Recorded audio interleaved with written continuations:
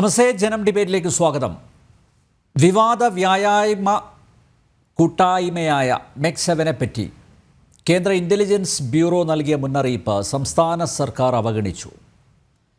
MEC7 അപകടത്തെക്കുറിച്ച് CPM Kozhikode ജില്ലാ secretary ഒരു പൊതുയോഗത്തിൽ പ്രസംഗിച്ചതിന് എത്രയോ മുമ്പ് IB ഇത് കേരളത്തിലെ ആഭ്യന്തര വകുപ്പിൻ്റെ ശ്രദ്ധയിൽപ്പെടുത്തിയിട്ടും നടപടി സ്വീകരിക്കാതിരുന്നത് എന്തുകൊണ്ട്? ആഭ്യന്തര വകുപ്പ് കൈകാര്യം ചെയ്യുന്ന മുഖ്യമന്ത്രിയുടെ മരുമകനായ മന്ത്രി തന്നെയാണ് MEC7 അഭിനന്ദിച്ചതും തൻ്റെ മണ്ഡലത്തിലേക്ക് അതിൻ്റെ ശാഖ തുടങ്ങാൻ ക്ഷണിച്ചതും. ഇപ്പോഴിതാ ഇടതുമുന്നണിയിലെ രണ്ടാമനായ CPIയും MEC7 സ്വാഗതം ചെയ്യുന്നു.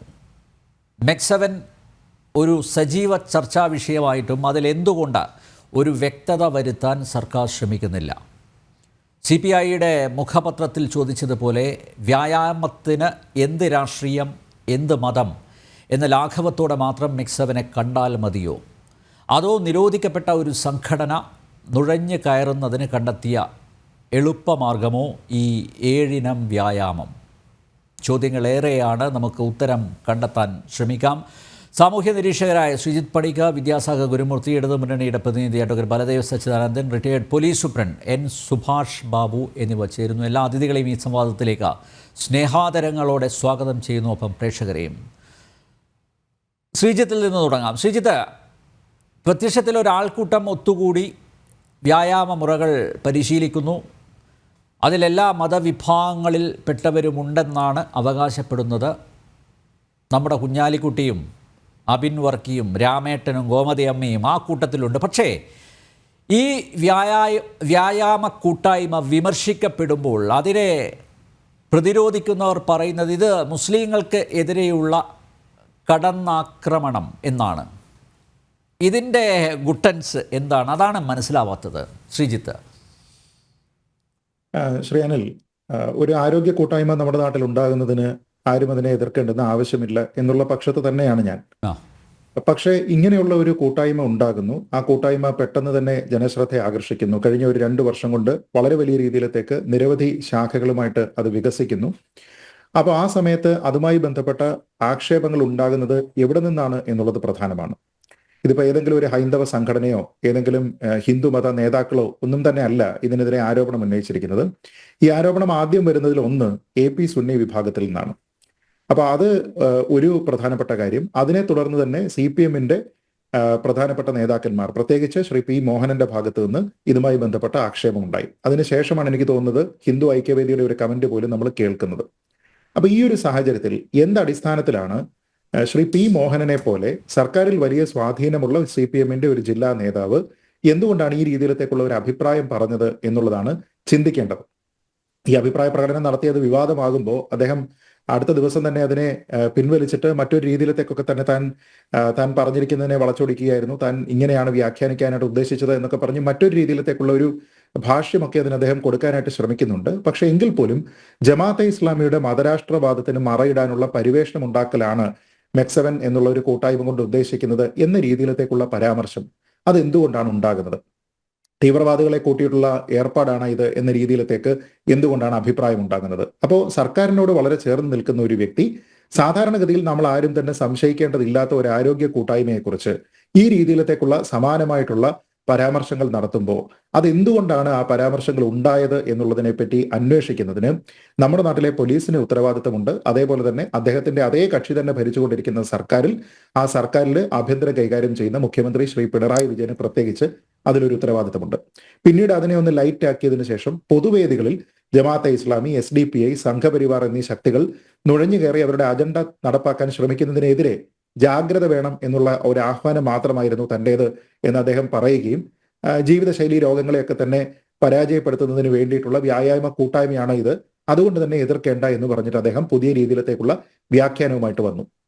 അപ്പൊ അങ്ങനെ നോക്കിക്കഴിഞ്ഞാൽ ഇത് സമൂഹത്തിൽ ഏറ്റവും കൂടുതൽ ചർച്ചയാകുന്നത് പോലും നേരത്തെ പറഞ്ഞിരിക്കുന്ന സുന്നി വിഭാഗത്തിൽ നിന്നുണ്ടായിരുന്ന കമന്റ് കൊണ്ടല്ല, നേരെ മറിച്ച് ഒരു പ്രധാനപ്പെട്ട രാഷ്ട്രീയ പാർട്ടിയിൽ നിന്ന്, അതും ഭരണത്തിലിരിക്കുന്ന ഒരു രാഷ്ട്രീയ പാർട്ടിയിൽ നിന്ന്, അതിന്റെ തന്നെ ഏറ്റവും പ്രധാനപ്പെട്ട ആ പാർട്ടി തന്നെ പലപ്പോഴും സംരക്ഷിച്ചിട്ടുള്ള അതിന്റെ ഒരു ജില്ലാ നേതാവ് പറയുമ്പോഴാണ് ഇത് ഏറ്റവും കൂടുതൽ വിവാദമാകുന്നത്.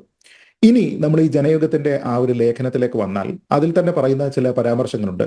ഏറ്റവും മോശമായ രീതിയിൽ ഈ ഒരു വിവാദം ഉപയോഗപ്പെടുത്തുന്നത് സംഘപരിവാർ സംഘടനകളാണ് എന്നാണ് പറയുന്നത്. അത് എടുത്തു പറയേണ്ടതാണ് എന്നുകൂടി ഈ ലേഖനത്തിൽ പറയുന്നുണ്ട്. ഞാൻ ചോദിക്കുന്നത്, പി മോഹനൻ എന്ന് മുതലാണ് സംഘപരിവാറിന്റെ എടുത്തു പറയേണ്ടുന്ന ഒരു നേതാവായി മാറിയത്? അദ്ദേഹം CPM-ന്റെ നേതാവാണ്. അപ്പൊ CPI-യുടെ മുഖപത്രത്തിൽ ഒരു ലേഖനം ഉണ്ടാകുമ്പോൾ, അത് പ്രത്യേകിച്ച് അവരുടെ മുഖപ്രസംഗം തന്നെയാകുമ്പോൾ, അവരുടെ എഡിറ്റോറിയൽ പേജിൽ അത് വരുമ്പോൾ, അതിൽ അവർ പറയുന്നത് സംഘപരിവാറിനെതിരെയാണ് എങ്കിൽ പി മോഹനൻ എന്ന് പറയുന്ന ഇതിനെ ഇത്രത്തോളം ചർച്ചാ വിഷയമാക്കിയിരുന്ന നേതാവ്, അദ്ദേഹം പറഞ്ഞിരിക്കുന്ന അഭിപ്രായത്തിനെ കുറിച്ച് എന്തുകൊണ്ടാണ് ജനയുഗം പേരെടുത്ത് പരാമർശിക്കാത്തത് എന്നുള്ളത് ഒന്നാമത്തെ ചോദ്യം. രണ്ട്, വർഗീയ താല്പര്യത്തോടു കൂടി ചില ആൾക്കാർ ഇതിലേക്ക് നുഴഞ്ഞു കയറിയതായിട്ടാണ് വിവാദമുണ്ടാകുന്നത് എന്ന് പറയുന്നു. അപ്പോൾ വർഗീയ താല്പര്യമുള്ളത് ഇവിടെ ആർക്കാണ്? പി മോഹനനാണോ വർഗീയ താല്പര്യം? കാരണം ഇത് ഞാൻ നേരത്തെ പറഞ്ഞത് തന്നെ അതുകൊണ്ടാണ്. ഹൈന്ദവ സംഘടനകൾ ഈ വിഷയത്തിൽ അഭിപ്രായം പറയുന്നത് പോലും മറ്റുള്ള പല നേതാക്കന്മാർ, അത് രാഷ്ട്രീയ നേതാക്കന്മാരും അതേപോലെ തന്നെ സമുദായങ്ങളും അവർ പറഞ്ഞതിന് ശേഷമാണ്. പിന്നീടാണ് എനിക്ക് തോന്നുന്നത് അതിനെ ന്യായീകരിക്കാനാണ് സമസ്ത പോലും പിന്നീടാണ് ഈ ചിത്രത്തിലേക്ക് വരുന്നത്. അതല്ലെങ്കിൽ താങ്കൾ ഇവിടെ പറഞ്ഞതുപോലെ മുഹമ്മദ് റിയാസിനെ പോലെയുള്ള നേതാക്കന്മാർ, VK ശ്രീകണ്ഠനെ പോലെയുള്ള നേതാക്കന്മാർ, ഇവരെല്ലാവരും തന്നെ പിന്നീടാണ് വരുന്നത്. അഹമ്മദ് ദേവർകോവിൽ. പിന്നീട് ഈ ലേഖനത്തിൽ മറ്റൊരു കാര്യം കൂടി പറയുന്നുണ്ട്. അത് ഈ സ്ഥാപിത താല്പര്യക്കാരായിട്ടുള്ളവർ, ഭൂരിപക്ഷ ന്യൂനപക്ഷ വർഗീയ ശക്തികൾ, ഇവരെല്ലാവരും എല്ലായിടത്തും നുഴഞ്ഞു കയറി അവരുടെ താല്പര്യങ്ങൾ വളരെ ഗൂഢമായിട്ട് പ്രചരിപ്പിക്കാനായിട്ടുള്ള ശ്രമങ്ങൾ നടത്തും എന്ന് പറയുന്നു. അപ്പൊ വീണ്ടും ഇവിടുത്തെ ചോദ്യം, ഇതിൽ ഏത് ഭൂരിപക്ഷ ന്യൂനപക്ഷ വർഗീയ ശക്തികളാണ് ഇവിടെ ഉണ്ടായിരിക്കുന്നത്?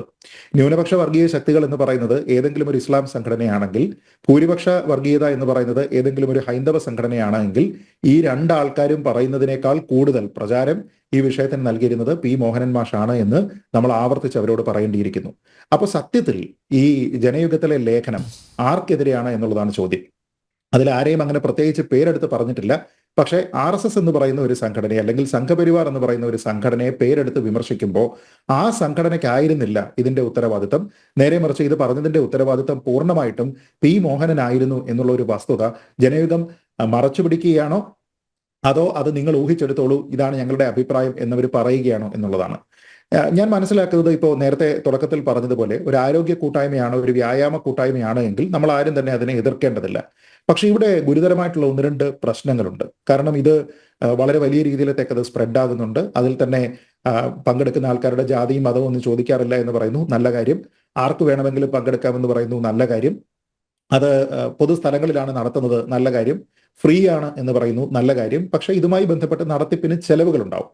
അപ്പൊ ആ ചെലവുകൾ കണ്ടെത്തുന്ന മാർഗം എന്താണ് എന്നുള്ളത് ട്രാൻസ്പെറൻസി മുൻനിർത്തി അത് വിശദീകരിക്കാനായിട്ട് ഇതിന്റെ സംഘാടകർ തയ്യാറാവുക എന്നുള്ളത് ഒരു പ്രധാനപ്പെട്ട കാര്യമാണ്. തന്നെയുമല്ല, ആദ്യ ദിവസങ്ങളിൽ ഇത് വിവാദമാകുന്ന സമയത്ത് പോലീസിന്റെ ഒരു എൻക്വയറിയെ പറ്റി മാധ്യമങ്ങളടക്കം പറയുമ്പോൾ, അല്ലെങ്കിൽ പല ആൾക്കാരുടെയും പ്രതികരണത്തിൽ ഇത് വരുന്ന സമയത്തൊക്കെ തന്നെ ഈ സംഘടന സ്ഥാപിച്ചിരിക്കുന്ന സലാഹുദ്ദീൻ എന്ന് പറയുന്ന വ്യക്തി അടക്കം തന്നെ പറയുന്നുണ്ട്, പുതിയ സെന്ററുകളൊക്കെ വരുന്ന സമയത്ത് പോലീസിന്റെ ഇന്റലിജൻസ് ഒക്കെ ഈ വിഷയം അന്വേഷിക്കാറുണ്ട് എന്ന് പറയുന്നുണ്ട്. അപ്പൊ ഇന്റലിജൻസ് നടത്തുമ്പോൾ രഹസ്യാന്വേഷണം ആയിരിക്കണം അത് നടത്തുന്നത്. പക്ഷെ അദ്ദേഹം ഏതെങ്കിലും രീതിയിൽ അതിനെപ്പറ്റി അറിഞ്ഞിട്ടുണ്ടാകാം, ആ രീതിയിലത്തേക്കൊക്കെയുള്ള അന്വേഷണം നടക്കുന്നുണ്ട് എന്ന് പറയുന്നുണ്ട്. എന്ന് വെച്ചാൽ പിന്നെയും അത് പ്രവർത്തിക്കാനായിട്ട് അവർക്ക് അനുവാദം ലഭിക്കുന്നുണ്ടെങ്കിൽ സർക്കാർ ഇതിനെപ്പറ്റി, പോലീസ് സംവിധാനം, ഇന്റലിജൻസ് ഒക്കെ തന്നെ അന്വേഷിച്ചിട്ട് കുഴപ്പമില്ല എന്ന് കണ്ടെത്തിയത് കൊണ്ടാവുമല്ലോ. അപ്പൊ അങ്ങനെ കുഴപ്പമില്ല എങ്കിൽ പിന്നെ പി മോഹനൻ ഇത് പറയുന്നതിനുള്ള കാരണം എന്താണ് എന്നുള്ളത് അറിയുക എന്നുള്ളത് പ്രധാനമാണ്. അപ്പൊ വെറുതെ ഇവരുടെ ഒരു പുതിയ ബ്രാഞ്ച് തുടങ്ങുന്ന സമയത്ത് അതുമായി ബന്ധപ്പെട്ട അന്വേഷണം നടത്തി മാറിയിരിക്കുന്നതിന് പകരം സർക്കാർ, പോലീസ്, ഇന്റലിജൻസ് ഒക്കെ ചെയ്യേണ്ടത് പി മോഹനനോട് അങ്ങനെ ഒരു പ്രസ്താവന നടത്താൻ ആധാരമായ, അതിനടിസ്ഥാനമായിട്ടുള്ള സാഹചര്യം എന്താണ് അദ്ദേഹത്തിനുള്ള പ്രൈവറ്റ് ഇൻഫർമേഷൻ എന്നതിനെക്കുറിച്ച് പറയണമായിരുന്നു. രണ്ടാമത്തെ ഏറ്റവും പ്രധാനപ്പെട്ട കാര്യം എനിക്ക് പറയാനുള്ളത്, അല്ലെങ്കിൽ ചോദിക്കാനുള്ളത്, മെക്സവനോട് തന്നെയാണ്. അതായത് ഇവർക്കെതിരെ വളരെ മോശമായ രീതിയിലത്തേക്കുള്ള പരാമർശങ്ങൾ, അതായത് ഇതൊരു വർഗീയ സംഘടനയാണ് എന്ന രീതിയിലോ, മതരാഷ്ട്രവാദം ഉയർത്തുന്ന ആൾക്കാരാണ് ഇത് പിന്നിൽ നിന്നോ, നിരോധിക്കപ്പെട്ട സംഘടനയിൽ നിന്നുള്ള ആൾക്കാർ അവരുടെ ഒരു പുതിയ റീലോഞ്ചിന് വേണ്ടിയിട്ട് ഇതിനെ ഉപയോഗിക്കുന്നു എന്ന പേരിലോ, അല്ലെങ്കിൽ ഇത് ശരിയായ അർത്ഥത്തിൽ തുടങ്ങിയിരിക്കുന്ന ഒരു സംഘടനയെ മറ്റു ചില ആൾക്കാർ ഇതിനെ ഹൈജാക്ക് ചെയ്തു എന്ന രീതിയിലത്തേക്കോ ഉള്ള പല തരത്തിലുള്ള പ്രസ്താവനകൾ നമ്മൾ കണ്ടു. അത് ആരൊക്കെയാണ് പറഞ്ഞിരിക്കുന്നത് എന്നുള്ളത് രഹസ്യമല്ല. പി മോഹനൻ അടക്കമുള്ള, അല്ലെങ്കിൽ സുന്നി വിഭാഗത്തിൽ നിന്നുള്ള ആൾക്കാരടക്കം ഇതിനെപ്പറ്റി പറഞ്ഞിരിക്കുന്നത് എന്താണ് എന്ന് നമ്മൾ കണ്ടു. ഈ വ്യക്തികളുടെ പേരും നമുക്കറിയാം. ഞാൻ പറയുന്നത്, നിങ്ങൾ സതുദ്ദേശപരമായി തുടങ്ങിയിരിക്കുന്ന ഒരു സംഘടനയെക്കുറിച്ച് ഈ രീതിയിലത്തേക്കുള്ള വർഗീയ പ്രചരണം ഉണ്ടാകുമ്പോൾ, മോശമായിട്ടുള്ള പരാമർശം ഉണ്ടാകുമ്പോൾ, ദേശവിരുദ്ധതയും മതരാഷ്ട്രവാദവുമാണ് നിങ്ങളുടെ അജണ്ട എന്ന് പറയുന്ന സമയത്ത് നിങ്ങൾ എന്തുകൊണ്ടാണ് വ്യവസ്ഥാപിതമായ മാർഗങ്ങൾ ഉപയോഗിച്ചുകൊണ്ട് ഇവർക്കെതിരെ കേസ് കൊടുക്കാനായിട്ട് തയ്യാറാകാത്തത് എന്നുള്ളൊരു ചോദ്യമുണ്ട്. കാരണം നമ്മളൊരു ഓർഗനൈസേഷൻ നടത്തുകയാണ്, സതുദ്ദേശപരമായിട്ട് നമ്മളത് നടത്തുകയാണ്. അതിനെതിരെ കുറെ അധികം മോശമായ പരാമർശങ്ങൾ ഉണ്ടാകുന്നു. വിമർശിക്കുക എന്ന് പറഞ്ഞതിൽ തെറ്റില്ല. പക്ഷെ നേരത്തെ പറഞ്ഞതുപോലെ മതരാഷ്ട്രവാദമാണ്, അല്ലെങ്കിൽ നിരോധിക്കപ്പെട്ട ആൾക്കാർക്ക് വീണ്ടും അവരുടെ പ്രവർത്തന മേഖലകളിലേക്കൊക്കെ തന്നെ വ്യാപൃതരാകാൻ വേണ്ടിയിട്ടുള്ള ഒരു ഒളിച്ചുകടത്തൽ കേന്ദ്രമാണിത് എന്ന രീതിയിലത്തേക്കുള്ള പരാമർശങ്ങൾ വരുമ്പോൾ ആ പരാമർശങ്ങൾ പറഞ്ഞിരിക്കുന്ന ആൾക്കാർക്കെതിരെ നിയമ നടപടികളുമായിട്ട് മുന്നോട്ട് പോകാൻ നിങ്ങൾ എന്തുകൊണ്ട് തയ്യാറാകുന്നില്ല? അതോ അങ്ങനെ നിങ്ങൾ ചെയ്തിട്ടുണ്ടോ? ഈ കാര്യത്തിനെ പറ്റി വ്യക്തത വരുത്തുന്നതും അവർ തന്നെ ചെയ്യേണ്ടുന്ന ഒരു കാര്യമാണ്. കാരണം ഇത് വളരെ വലിയ രീതിയിലത്തേക്ക് വളരെ പെട്ടെന്ന് വ്യാപിച്ചുകൊണ്ടിരിക്കുന്ന ഒരു കൂട്ടായ്മയാണ് എന്ന് നമുക്കറിയാം. അപ്പൊ അതിന്റെ സൽപ്പേര് നിലനിർത്തുക എന്നുള്ളതിന്റെ ഉത്തരവാദിത്തം ഈ പറയുന്ന ആൾക്കാർക്കല്ല, സർക്കാരിനല്ല, രാഷ്ട്രീയ പാർട്ടികൾക്കല്ല, മതസംഘടനകൾക്കല്ല, മറിച്ച് ആ സംഘടനയ്ക്ക് തന്നെയാണ്. അപ്പൊ അതിൽ നിന്ന് ക്ലിയർ ആയി പുറത്തു വരിക എന്നുള്ളതിന്റെ ഒരു ഉത്തരവാദിത്തം അവർക്കുണ്ട്. അന്വേഷണത്തിനെ സ്വാഗതം ചെയ്യുന്നു എന്നൊക്കെ വേണമെങ്കിൽ അവർക്ക് പറയാം. പക്ഷെ അതിനപ്പുറത്തേക്ക് തങ്ങളെ മോശക്കാരായി ചിത്രീകരിച്ചിരിക്കുന്ന ആൾക്കാർക്കെതിരെ നിങ്ങൾ എന്ത് ചെയ്തു എന്നുള്ള ഒരു ചോദ്യമുണ്ട്. ആ ചോദ്യവും പ്രസക്തമാണ് എന്നുള്ളതാണ് ഞാൻ കരുതുന്നത്. അപ്പൊ ഇതിൽ സമഗ്രമായിട്ടുള്ള ഒരു അന്വേഷണം ഉണ്ടാകണം. ആ അന്വേഷണം ഉണ്ടാകുന്നത് എല്ലാവർക്കും നല്ലതാണ്. അതായത് തെറ്റായ രീതിയിലത്തേക്കുള്ള പ്രചരണങ്ങൾ ഉണ്ടാകാതിരിക്കാനും, ഇത് ഇവരുടെ ക്ലീൻ ആയിട്ടുള്ള പ്രവർത്തനങ്ങളാണ് എങ്കിൽ അതിനെപ്പറ്റി പൊതുസമൂഹത്തിന് കൂടുതലായിട്ട് അറിയുന്നതിനും, എല്ലാ വിഭാഗത്തിലുള്ള ആൾക്കാർക്കും അതിൽ പങ്കെടുക്കുന്നതിനും, സംശയലേശമന്യേ പങ്കെടുക്കുന്നതിനും അത് വഴിയൊരുക്കും. അതിന് സർക്കാർ എന്തുകൊണ്ടാണ് ഇപ്പോഴും തയ്യാറാകാത്തത് എന്നുള്ളതാണ് എന്റെ ചോദ്യം. യെസ്, അഡ്വക്കേറ്റ് ബലദേവ, മെക്സവനെ വിമർശിച്ച് ആദ്യം രംഗത്തെത്തിയത് BJP-യോ സംഘപരിവാർ സംഘടനകളോ അല്ല, മറിച്ച് CPM സംസ്ഥാന സമിതി അംഗവും പാർട്ടിയുടെ കോഴിക്കോട് ജില്ലാ സെക്രട്ടറിയുമായിട്ടുള്ള P. മോഹനൻ മാസ്റ്റർ ആണ്, അല്ലേ? അപ്പോൾ സ്വാഭാവികമായി ശ്രീജിത്ത് ചൂണ്ടിക്കാണിച്ചതുപോലെ ഈ ഒരു ഇൻഫർമേഷൻ മതരാഷ്ട്രവാദത്തിന് വേണ്ടി പ്രവർത്തിക്കുന്ന ചിലർ, അല്ലെങ്കിൽ നിരോധിക്കപ്പെട്ട സംഘടന, അത് പുനരുജ്ജീവിപ്പിക്കുന്നതിൻ്റെ ഭാഗമായി ഈ വിളിച്ചു ചേർത്ത ഒരു കൂട്ടായ്മ, അങ്ങനെയുള്ള ഗുരുതരമായിട്ടുള്ള ആരോപണങ്ങളാണ് P. മോഹനൻ ഉന്നയിച്ചത്. അങ്ങനെയാണെങ്കിൽ മോഹന് എവിടെ നിന്ന് ഈ ഇൻഫർമേഷൻ കിട്ടി എന്ന് സംസ്ഥാന ആഭ്യന്തര വകുപ്പ് തന്നെ അല്ലേ പരിശോധിക്കേണ്ടത്? നോക്കൂ, മോഹനൻ പിന്നെ ടേൺ അടിച്ചു. അത് എന്തായാലും മുകളിൽ നിന്ന് വിളി വന്നു കാണും. മാത്രമല്ല, ഇതിൽ ആഭ്യന്തര വകുപ്പ് കൈകാര്യം ചെയ്യുന്ന മുഖ്യമന്ത്രിയുടെ മരുമകൻ കൂടിയായ മന്ത്രി റിയാസാണ് ഇതിനെ അഭിനന്ദിച്ച് രംഗത്തെത്തിയത്. എനിക്ക് തോന്നുന്നു അവർക്ക് അപ്രിസിയേഷൻ ലെറ്ററൊക്കെ കൊടുത്തു തോന്നുന്നു. മാത്രമല്ല, തൻ്റെ മണ്ഡലമായ ബേപ്പൂരിലേക്കും ഇതിൻ്റെ ശാഖ തുടങ്ങണം എന്ന് അവരോട് അഭ്യർത്ഥിച്ചതും റിയാസാണ്. എവിടെയോ എന്തൊക്കെയോ കുഴപ്പങ്ങളില്ലേ അഡ്വക്കേറ്റ് ബലദേവ്? 1947 ജൂലൈ മാസം 15-ാം തീയതി സാതിരുനാൾ അക്കാദമിയിൽ സർ CP വെട്ടിയ കോണാട്ടുമടം ചിദംബരം സുബ്രഹ്മണ്യ അയ്യർ, KCS മണി എന്നാണ് ഞങ്ങൾ വിളിക്കുന്നത്, KSPക്കാരനായിരുന്നു, പഴയ RS. ഞാൻ പറഞ്ഞത്, എല്ലാ രാഷ്ട്രീയ പാർട്ടികൾക്കും പണ്ടൊക്കെ ഇങ്ങനെ ആയുധ പരിശീലന അല്ലെങ്കിൽ കായിക പരിശീലന സംഘങ്ങളുണ്ടായിരുന്നു. പണ്ട് RSPക്ക് ഉണ്ടായിരുന്നു. അതായിരുന്നു KCS മണി എന്റെ ഭാഗമായി.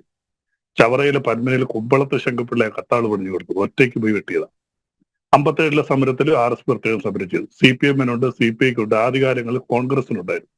ഇത് രാഷ്ട്രീയ പ്രസ്ഥാനങ്ങളൊക്കെ പണ്ട് ഇങ്ങനെ ശാരീരികമായ ചിട്ടകളൊക്കെ പഠിപ്പിക്കുമായിരുന്നു. അത് ശാരീരിക വളർച്ചയ്ക്ക് വേണ്ടി മാത്രമല്ല, അവരുടെ ഒരു പ്രതിരോധത്തിന്റെ ഭാഗമായിരുന്നു.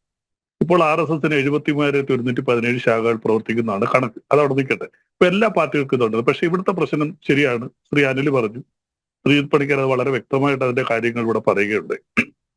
ഇതിനെ ആദ്യം എതിർത്തത് കാന്തപുരം എതിർത്തു, സമസ്ത ഗ്രൂപ്പ് മൊത്തത്തിൽ എതിർത്തു, സുന്നിയിലെ ആരും ഇതിനകത്ത് ചേരിടുന്നു. അതിനുശേഷം CPM-ന്റെ ജില്ലാ സെക്രട്ടറി ശക്തമായിട്ട് ഇതിനെ എതിർത്തു. ഇവർക്ക് വർഗീയ പരിവേഷമുണ്ട് എന്ന് പറഞ്ഞുകൊണ്ടാണ് അതിനെ എതിർത്തത്.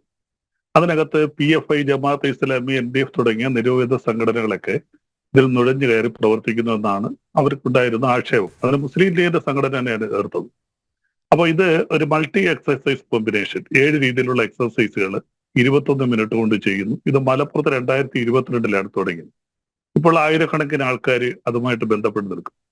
അപ്പോൾ ഈ MEC 7 ഇതുമായിട്ട് ബന്ധപ്പെട്ടൊന്ന് സെർച്ച് ചെയ്തപ്പം ഇതിന്റെ ഒരു അംബാസഡർ, അദ്ദേഹത്തിന്റെ പേര് അറക്കൽ ബാബു, അദ്ദേഹം കുറച്ചുപേരുടെ പേരുകളൊക്കെ പറഞ്ഞു. അതിനകത്ത് കേരള കോൺഗ്രസിന്റെ മാണിയുടെ ഒരു ജില്ലാ സെക്രട്ടറി, INTUസിയുടെ നേതാവ്, CPI-യുടെ AITUസിയുടെ നേതാവ്, ഇങ്ങനെ പലരെയും അദ്ദേഹം അഭിമുഖത്തിൽ കാണിച്ചു. ഇവരൊക്കെ ഇതിന്റെ ഈ ശാരീരികമായ എക്സർസൈസിൽ പങ്കെടുക്കുന്നു. അവർക്ക് പല രോഗങ്ങൾ മാറിയ കഥകളും ഒക്കെ അവർ പറയും. അതിനുശേഷം ഇതിന്റെ ഒരു വനിതാ കോർഡിനേറ്റർ ബസീല ഷംസ്, അത് ഇന്ത്യൻ യൂണിയൻ മുസ്ലിം ലീഗിന്റെ വനിതാ വിഭാഗത്തിന്റെ സംസ്ഥാന നേതാവാണ്. അവർ ഇതിന്റെ ഒരു ബ്രാൻഡ് അംബാസഡറാണ്. അപ്പൊ ഈ MEC 7-നുമായിട്ട് ബന്ധപ്പെട്ട് തീർച്ചയായിട്ടും നിങ്ങൾ പറയുന്നത് ശരിയാണ്. ഇതിനകത്ത് വർഗീയ പരിവേഷമുണ്ടെങ്കിൽ, അതല്ല ഏതെങ്കിലും ദേശവിരുദ്ധ പ്രവർത്തനങ്ങൾ ഉണ്ടെങ്കിൽ, അതിനെക്കുറിച്ച് അന്വേഷിക്കണം. തീർച്ചയായിട്ടും അത് അന്വേഷിച്ച് അതിന്റെ യാഥാർത്ഥ്യം പുറത്തു കൊണ്ടുവരണം. ആദ്യം മോഹൻ സാഹ് അങ്ങനെ പറഞ്ഞത് പിന്നീട് മാറ്റി പറഞ്ഞ എന്താണെന്ന് അതിന്റെ വ്യക്തമായിട്ട് എനിക്ക് അതിനെക്കുറിച്ച് അറിയില്ല. അദ്ദേഹത്തിന് എന്തെങ്കിലും സംശയം തോന്നിയായിരിക്കും അദ്ദേഹം പറഞ്ഞതും പിന്നീട് മാറ്റി പറഞ്ഞത്. പിന്നീട് CPIയുടെ മുഖപത്രത്തിൽ ഇതിനെ അനുകൂലിച്ചുകൊണ്ട് ചില ലേഖനങ്ങൾ വന്നു. അപ്പൊ എന്ത് തന്നെ ആയിരുന്നാലും ഏതൊരു സംഘടനയായാലും, അത് ഹിന്ദു സംഘടനയായാലും മുസ്ലിം സംഘടനയായാലും ക്രിസ്ത്യാനി സംഘടനയായാലും, അവർക്ക് കായിക പരിശീലനം നടത്തുന്ന തെറ്റൊന്നുമല്ല. പക്ഷെ അത് നമ്മുടെ ദേശത്തിനും നമ്മുടെ അഖണ്ഡതയൊക്കെ ബാധിക്കത്തക്ക രീതിയിലാണ് അതിന്റെ ഉദ്ദേശമെങ്കിൽ അത് അന്വേഷിച്ച് കണ്ടെത്തണം. അതിനെ ശക്തമായിട്ട് പ്രതിരോധിക്കുകയും വേണം. അതിനകത്ത് നമ്മൾ രാഷ്ട്രീയം കണ്ട കാര്യമൊന്നുമില്ല. കാര്യം നമ്മളെല്ലാവരും ഹിന്ദു ക്രിസ്ത്യാനി മുസ്ലിം എന്ന വ്യത്യാസമൊന്നുമില്ലാതെ ഒരുമിച്ച് പോകുന്നു. ചില വളരെ കുറച്ച് പേര് വർഗീയവാദികൾ ഇതിന്റെ ഇടയ്ക്ക് കടന്നു വന്ന് വർഗീയ സംഘർഷങ്ങൾ ഉണ്ടാക്കുന്നു. അത് ഭൂരിപക്ഷം വരുന്ന ജനവിഭാഗമല്ല, ഒരു വിഭാഗത്തിൽ വളരെ കുറച്ചു പേരാണ് വർഗീയ സംഘർഷങ്ങളിലേക്ക് നമ്മളെ തള്ളിവിടുന്നത്. 90-95% വരുന്നവരും സമാധാനപരമായിട്ട് ജീവിക്കണമെന്ന് ആഗ്രഹിക്കുന്നവരാണ്. അപ്പൊ ആരാണ് ഇതിന്റെ പിന്നിൽ? ഇതിനകത്ത് വർഗീയ പരിവേഷമുണ്ടോ? നമുക്കറിയാം, നേരത്തെ ഇതുപോലുള്ള സമാനമായ പല പ്രശ്നങ്ങളും മുസ്ലിം സംഘടനകൾക്കെതിരെ വന്നിട്ടുണ്ട്. പല സംഘടനകളും PDP പോലുള്ള സംഘടനകൾ, SDPI പോലുള്ള സംഘടനകൾ അവർക്ക് വർഗീയ പരിവേഷം ഉണ്ടായിട്ടുണ്ട്. ജമാഅത്ത് ഇസ്ലാമിന് വർഗീയ പരിവേഷം ഉണ്ടായിട്ടുണ്ട്. പക്ഷെ മുസ്ലിം ലീഗ് എന്ന സംഘടന അതിൻ്റെയൊക്കെ വ്യത്യസ്തമായിട്ട് അവരൊരു മതപരമായ സംഘടനയാണെങ്കിൽ പോലും അവര് വർഗീയ പരിവേഷം കാണിക്കുന്നില്ല, വർഗീയ വിദ്വേഷങ്ങൾ അവർ കൊടുക്കുന്നില്ല. അവരവരുടെ മതത്തിന്റെ കാര്യങ്ങൾ സംരക്ഷിക്കാൻ വേണ്ടി നിലനിൽക്കുന്നു. SNDP NSS ഒക്കെ പോലെ മതപരമായ താല്പര്യങ്ങൾ സംരക്ഷിക്കാൻ അവർ നിൽക്കുന്നു. അത് മറ്റു മതങ്ങൾക്കെതിരല്ല. അപ്പൊ മറ്റു മതങ്ങൾക്കെതിരായിട്ട് വരികയോ ഏതെങ്കിലും വർഗീയ പ്രവർത്തനങ്ങൾ നടത്തുന്നുണ്ട് തീർച്ചയായിട്ടും അന്വേഷിക്കണം. അതിന് എനിക്ക് തോന്നുന്നത് വളരെ ശക്തമായിട്ട്, കേരളത്തിനേക്കാൾ വളരെ ശക്തമായിട്ട് കേന്ദ്രത്തിന്റെ ഏജൻസികൾ, ഇവിടെ കേന്ദ്ര ഏജൻസി റിപ്പോർട്ട് കൊടുത്തു എന്നാണ് അവതാരകൻ പറഞ്ഞത്. IB റിപ്പോർട്ട് കൊടുത്തിട്ടുണ്ട്. അതായത് മോഹന മാഷ് പൊതുയോഗത്തിൽ പ്രസംഗിക്കുന്നതിന് എത്രയോ മുമ്പ് IB റിപ്പോർട്ട് കൊടുത്തിട്ടുണ്ട്. തീർച്ചയായിട്ടും അങ്ങനെ റിപ്പോർട്ട് ഉണ്ടെങ്കിൽ അതിനെക്കുറിച്ച് ശക്തമായിട്ട് നേരത്തെ നമുക്കറിയാം സിമിയുടെ പ്രവർത്തനം ഇവിടെ ആദ്യം കണ്ടെത്തിയത് കേന്ദ്ര ഏജൻസികൾ തന്നെയാണ്. അല്ല, അടുത്ത കഴിഞ്ഞ കുറെ നാളുകളായിട്ട്, കുറെ മാസങ്ങളായിട്ട് ഈ വിവാദം അന്തരീക്ഷത്തിലുണ്ട് അല്ലേ? അപ്പൊ അതിലൊരു ക്ലാരിറ്റി വരുത്തേണ്ടത്, വ്യക്തത വരുത്തേണ്ടത് ആരാ? ആഭ്യന്തര വകുപ്പ്, മുഖ്യമന്ത്രി, DGP? ഞാൻ പറയുന്നത് ഇവർക്ക് തീർച്ചയായിട്ടും അങ്ങനെ വല്ല മതവിദ്വേഷ പ്രവർത്തനങ്ങളോ ദേശത്തിന്റെ അഖണ്ഡതയെ ബാധിക്കുന്ന രീതിയിൽ പ്രവർത്തനങ്ങളോ ഉണ്ടെങ്കിൽ തീർച്ചയായിട്ടും ഇവരുടെ ലിങ്ക് കേരളത്തിൽ നിൽക്കുന്നതായിരിക്കത്തില്ല. തീർച്ചയായിട്ടും ഇവർക്ക് സംസ്ഥാന തലത്തില്, അന്തർദേശീയ തലത്തില് ഇവർക്ക് ഇവിടെ ശ്രീജിത്ത് പറഞ്ഞല്ലോ സാമ്പത്തിക കാര്യങ്ങൾ. അപ്പൊ ഇവരെ സാമ്പത്തികമായിട്ട് സഹായിക്കുന്ന എക്സ്റ്റേണൽ ഏജൻസികൾ ഉണ്ടാകാം.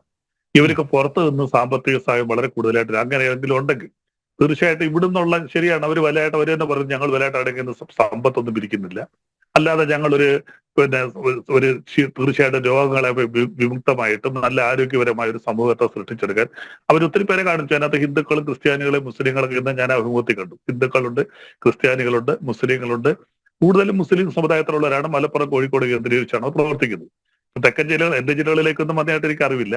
പക്ഷെ വന്നിട്ടുണ്ടെങ്കിൽ അതിന് തീർച്ചയായിട്ടും വർഗീയ പരിവേഷമുണ്ടെങ്കിൽ, ദേശത്തിന്റെ അഖണ്ഡതയെ ബാധിക്കുന്നുണ്ടെങ്കിൽ, അതാണ് അവരുടെ ഉദ്ദേശമെങ്കിൽ ശക്തമായിട്ട് എതിർക്കപ്പെടണം, ചെറുക്കപ്പെടണം. അതല്ല അവര് പറയുന്ന ആ രണ്ട് അഭിമുഖം ഞാൻ കണ്ടത്, ഞങ്ങൾ ആരോഗ്യകരമായ കാര്യങ്ങൾ മാത്രം എല്ലാ മനുഷ്യരും, വൃദ്ധരുമൊക്കെ അതിനകത്തുണ്ട്, സ്ത്രീകളൊക്കെ കാണിക്കുന്നു. അതാണ് അവരുടെ ലക്ഷ്യമെങ്കിൽ, ജനയുഗത്തിലും CPM ഒക്കെ പറഞ്ഞതുപോലെ അതാണ് അവരുടെ ലക്ഷ്യമെങ്കിൽ, സതുദ്ദേശമാണെങ്കിൽ നമ്മൾ അതിനെ എതിർക്കേണ്ട കാര്യമില്ല. ദുരുദ്ദേശമാണെങ്കിൽ ശക്തമായിട്ട് എതിർക്കണം. അതിനെ അന്വേഷിക്കാൻ സംസ്ഥാന ഗവൺമെന്റിനേക്കാൾ തലത്തിൽ ഇവർക്കുള്ള മറ്റ് സംസ്ഥാന ബന്ധങ്ങളും അന്തർദേശീയ ബന്ധങ്ങളും ശക്തമായിട്ട് അന്വേഷിച്ച് പുറത്തു കൊണ്ടുവരാൻ കഴിയുന്ന ഏജൻസികൾ കേന്ദ്ര ഏജൻസികളാണ്. സംസ്ഥാനത്തിലെ ഏജൻസികൾക്ക് കേരളത്തിനകത്തുള്ള കാര്യങ്ങൾ മാത്രമേ അന്വേഷിക്കാൻ പറ്റൂ. സിമിയുടെ കാര്യത്തിൽ നമ്മൾ ചർച്ച ചെയ്തതാണ്. അതിനെക്കുറിച്ച് വ്യക്തമായിട്ട് അന്വേഷിച്ച് രേഖകൾ പുറത്തു കൊണ്ടുവന്ന കേന്ദ്ര ഏജൻസിയാണ്. സംസ്ഥാന ഏജൻസി കേരളത്തിന് പുറത്തോട്ട് അന്വേഷണം നീണ്ടുകൊണ്ടുപോകാൻ പറ്റില്ല. അപ്പോൾ അതിനെക്കുറിച്ച് വ്യക്തമായിട്ട് അന്വേഷണം കൊണ്ടുവന്ന് അതിന് ക്ലാരിറ്റി വരുത്താൻ കൂടുതൽ കഴിയുന്ന കേന്ദ്ര ഏജൻസിയാണ്. അങ്ങനെയുണ്ടെങ്കിൽ ആ സംഘടന നിരോധിക്കപ്പെടണം. PDP ഒക്കെ നിരോധിച്ചതുപോലെ ആ സംഘടനയൊക്കെ നിരോധിക്കപ്പെടണം. അപ്പൊ എന്താണ് അവരുടെ ഉദ്ദേശമെന്ന് ആദ്യമായിട്ട് നമുക്ക് വ്യക്തമാണ്. ഇവരുടെ സാമ്പത്തിക സ്രോതസ് എന്താണ് എന്നൊക്കെ നമുക്ക് അതിനെക്കുറിച്ച് പഠിക്കേണ്ടിയിരിക്കുകയാണ്. ഓക്കെ, ശ്രീജിത്ത് പണിക്ക, ഇവിടെ NDF ഉദയം ചെയ്തത് സമാനമായിട്ടുള്ള ചില ആരോഗ്യ മുറകൾ ഒക്കെ അത് പരിശീലിപ്പിച്ചുകൊണ്ടൊക്കെയായിരുന്നു, നമുക്കറിയാം. മാത്രമല്ല, ഈ ബീഹാർ പോലീസ് PFI റെയ്ഡിൽ കണ്ടെടുത്ത India 2047 towards the rule of Islam in India എന്ന ഡോക്യുമെൻറ്റിൽ അതിൽ കൃത്യമായിട്ട് പറയുന്നുമുണ്ട്. അതായത് റിക്രൂട്ട്മെൻറ്റ് ആൻഡ് ട്രെയിനിങ് ഓഫ് മെമ്പേഴ്സിൽ കൃത്യമായിട്ട് പറയുന്നുണ്ട്, സ്റ്റേറ്റ് യൂണിറ്റുകൾ, ഏറ്റവും താഴെത്തട്ടിൽ യോഗ ക്ലാസുകൾ, ആരോഗ്യമുള്ള ജനത, ആരോഗ്യമുള്ള രാഷ്ട്രം ക്യാമ്പയിൻ എന്നൊക്കെയുള്ള ഭാവേന കായിക പരിശീലന ക്ലാസുകൾ സംഘടിപ്പിക്കണം. അപ്പോൾ അടിസ്ഥാനപരമായി ഈ രീതിയിലാണ് അവർ ആസൂത്രണം ചെയ്തിരിക്കുന്നത്. എങ്ങനെ എങ്ങനെ നുഴഞ്ഞ് കയറാം, എങ്ങനെ ആളുകളെ സംഘടിപ്പിക്കാം എന്ന് കൃത്യമായിട്ട് അവരുടെ തന്നെ ആ ഒരു മാസ്റ്റർ പ്ലാനിൽ രേഖപ്പെടുത്തി വെച്ചിട്ടുണ്ട്. സ്വാഭാവികമായിട്ടും സംശയിക്കുന്നതിൽ തെറ്റ് പറയാൻ പറ്റില്ല, അല്ലേ? അപ്പോൾ എന്തായാലും ഇങ്ങനെയൊരു മുന്നറിയിപ്പ് IBയുടെ ഭാഗത്തു നിന്നുണ്ടായിട്ട് പോലും അത് അവഗണിക്കുന്നെങ്കിൽ എന്തായിരിക്കും അതിൻ്റെ ഒരു ഉദ്ദേശ്യം? ശ്രീ അനിൽ, IBയുടെ ഭാഗത്തു നിന്ന് അങ്ങനെ ഒരു മുന്നറിയിപ്പ് ഉണ്ടായിട്ടും നമ്മുടെ സംസ്ഥാന സർക്കാർ അതിനെ അവഗണിച്ചുവെങ്കിൽ അത് അങ്ങേയറ്റം ക്രൂരമായിട്ടുള്ള ഒരു കാര്യമാണ് എന്ന് ഞാൻ പറയുകയുള്ളൂ. അതൊരു വീഴ്ച എന്ന രീതിയിലല്ല ഞാൻ അതിനെപ്പറ്റി പറയുക. അത് പൊതുസമൂഹത്തിനോട് കാണിക്കുന്ന, നമ്മുടെ നാട്ടിൽ സമാധാനപരമായി ജീവിക്കണമെന്ന ആഗ്രഹമുള്ള ആൾക്കാരോട് കാണിക്കുന്ന ഒരു ക്രൂരത എന്ന രീതിയിലത്തേക്ക് പറയാൻ കഴിയുകയുള്ളൂ. കാരണം ഈ രീതിയിലത്തേക്കുള്ള എന്തെങ്കിലും പ്രശ്നം അതിൽ ഉണ്ടെങ്കിൽ അത് നിശ്ചയമായും അന്വേഷിക്കപ്പെടേണ്ടതാണ്. എന്തെങ്കിലും ആക്ഷൻ ഉണ്ടെങ്കിൽ അത് എടുക്കേണ്ടതുമാണ്. ഇപ്പോൾ ഇൻട്രസ്റ്റിംഗ്ലി താങ്കൾ ഇപ്പോൾ പറഞ്ഞിരിക്കുന്നതിൽ ഉപയോഗിച്ചിരിക്കുന്ന ചില വാക്കുകളുണ്ട്. അതായത് നുഴഞ്ഞു കയറുക, അവരുടെ അജണ്ട നടപ്പാക്കുക, ഈ കാര്യങ്ങളൊക്കെ പറയുന്നുണ്ട്. നോക്കൂ, മോഹനൻ മാഷ് ഈ വിഷയവുമായി ബന്ധപ്പെട്ട ആദ്യത്തെ പ്രസ്താവന തിരുത്തിയിട്ട് രണ്ടാമതൊരു പ്രസ്താവന ഇഷ്യൂ ചെയ്യുന്ന സമയത്ത് അദ്ദേഹം ഇതേ വാക്കുകളാണ് ഉപയോഗിക്കുന്നത്. അതായത് ആദ്യം ഈ മെക്സവൻ എന്ന് പറയുന്ന കൂട്ടായ്മയ്ക്ക് ഇങ്ങനെയുള്ള പ്രശ്നമുണ്ട് എന്ന് പറഞ്ഞെങ്കിൽ ഇത്തവണ അദ്ദേഹം മെക്സവനെ വെറുതെ വിട്ടതിന് ശേഷം ഈ രീതിയിലത്തേക്കുള്ള ഒരു അജണ്ട ഇവിടെ ഉണ്ട്, അതിലേക്കാരും വീഴരുത് എന്നാണ് താൻ ഉദ്ദേശിച്ചത് എന്നാണ് പറയുന്നത്. കാരണം അദ്ദേഹം അവിടെ കുറച്ചുകൂടി സ്പെസിഫിക് ആയിട്ട് ജമാഅത്തെ ഇസ്ലാമിയുടെ പേര് പറയുന്നുണ്ട്, SDPIയുടെ പേര് പറയുന്നുണ്ട്, അതിനോടൊപ്പം തന്നെ അദ്ദേഹം സംഘപരിവാറിന്റെ പേര് പറയുന്നുണ്ട്. എന്നിട്ട് ഇതെല്ലാം തന്നെ വർഗീയ ശക്തികളാണ് എന്ന് അദ്ദേഹം പറയുന്നുണ്ട്. ഈ വർഗീയ ശക്തികൾ അവരുടെ അജണ്ട നടപ്പാക്കാൻ ശ്രമിക്കുന്നതിനെതിരെ ജാഗ്രത വേണമെന്നാണ് ഞാൻ ഉദ്ദേശിച്ചത് എന്ന് അദ്ദേഹം പറയുന്നു. എന്ന് വെച്ചാൽ ഈ രീതിയിലത്തേക്കുള്ള ഇൻഫർമേഷൻ മോഹനൻ മാഷിനും എവിടെ നിന്നോ കിട്ടിയിട്ടുണ്ട്. അതിന്റെ അടിസ്ഥാനത്തിലാവണമല്ലോ അദ്ദേഹം അതിനെപ്പറ്റി പറയുക. ഞാൻ വെറുതെ ഒരു കാര്യം ചോദിക്കാം. ഈ ഒരു പ്രസ്താവന മോഹനൻ മാഷ് പറഞ്ഞിരിക്കുന്ന അതേ കാര്യം വെർബാറ്റിം പറഞ്ഞിരിക്കുന്നത് മറ്റൊരു നേതാവായിരുന്നു എന്ന് കരുതുക. CPMന്റെ നേതാവല്ല, മറിച്ച് BJPയുടെ ഒരു നേതാവ്, അല്ലെങ്കിൽ കോൺഗ്രസിന്റെ ഒരു നേതാവ്, അതല്ലെങ്കിൽ മറ്റേതെങ്കിലും ഒരു കക്ഷിയുടെ, CPMന്റെ സഖ്യകക്ഷിയല്ലാത്ത മറ്റേതെങ്കിലും ഒരു പാർട്ടിയുടെ നേതാവായിരുന്നു ഈ പ്രസ്താവന പറയുന്നത് എങ്കിൽ ഇന്ന് അദ്ദേഹത്തിനെതിരെ മതസ്പർദ്ധയ്ക്ക് കേസെടുക്കുമായിരുന്നു, അദ്ദേഹത്തിനെതിരെ ഇവിടെ കലാപാഹ്വാനത്തിന് കേസെടുക്കുമായിരുന്നു, എതിരെ ഇവിടെ മതനിന്ദയ്ക്ക് കേസെടുക്കുമായിരുന്നു, എന്തെല്ലാം തരത്തിലുള്ള കേസുകൾ ഉണ്ടാവുമായിരുന്നു. ഇവിടെ മോഹനൻ മാഷിന് മാത്രം അദ്ദേഹം പറഞ്ഞിരിക്കുന്ന ഒരു പ്രസ്താവന തിരുത്തുന്നതിന് വേണ്ടിയിട്ടും അതോടുകൂടി ഇവിടെ പ്രശ്നങ്ങളൊന്നുമില്ല, എല്ലാവരും ഗോ ടു യുവർ ക്ലാസസ് എന്ന രീതിയിലത്തേക്ക് പറയുന്നതിനും വേണ്ടിയിട്ടുള്ള സാഹചര്യം ഒരുക്കുന്നത് സർക്കാരാണ്. അപ്പൊ ഇവിടെ കൃത്യമായിട്ട് അന്വേഷിക്കേണ്ടത്, ഇതിൽ കൃത്യമായിട്ടുള്ള തീരുമാനമെടുക്കേണ്ടത്, ഒരു ഇന്റലിജൻസ് റിപ്പോർട്ട് അല്ലെങ്കിൽ IBയുടെ ഒരു റിപ്പോർട്ട് അവിടെ കിട്ടിയിട്ടുണ്ടെങ്കിൽ അതിൽ ആക്ട് ചെയ്യേണ്ടത് സംസ്ഥാന സർക്കാരിന്റെ ഉത്തരവാദിത്തമാണ് എന്ന കാര്യത്തിൽ തർക്കമില്ല. അപ്പോൾ അതിനോടൊപ്പം തന്നെ ശ്രീ സലാഹുദ്ദീൻ ഉൾപ്പെടെയുള്ള ആൾക്കാർ പറയുന്ന കാര്യത്തിനെ കൂടെ ചേർത്ത് വെച്ച് നോക്കൂ. ഇന്റലിജൻസ് ഈ വിഷയങ്ങൾ അന്വേഷിച്ചിരുന്നു എന്ന് പറയുന്നുണ്ട്. എങ്കിൽ പിന്നെ ഈ ഒരു വിഷയത്തിൽ ക്ലാരിറ്റി നൽകാനായിട്ട് സർക്കാരിന് എന്തുകൊണ്ടാണ് കഴിയാത്തത്?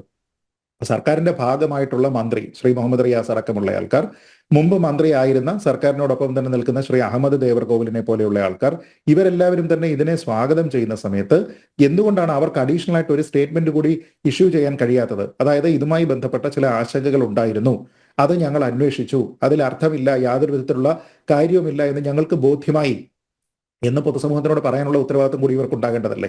ആ രീതിയിലത്തേക്ക് ഇവർ പറയുന്നില്ല. അപ്പൊ ഇത് കുറേയധികം ദുരൂഹതകൾ ബാക്കി നിർത്തിക്കൊണ്ട് ഈ വിഷയത്തിൽ വെറുതെ പക്ഷം ചേരുക, അതിന് മാത്രമാണ് ഇവരെല്ലാം തന്നെ ശ്രമിച്ചുകൊണ്ടിരിക്കുന്നത് എന്നാണ് നമുക്ക് ബോധ്യമായിക്കൊണ്ടിരിക്കുന്നത്.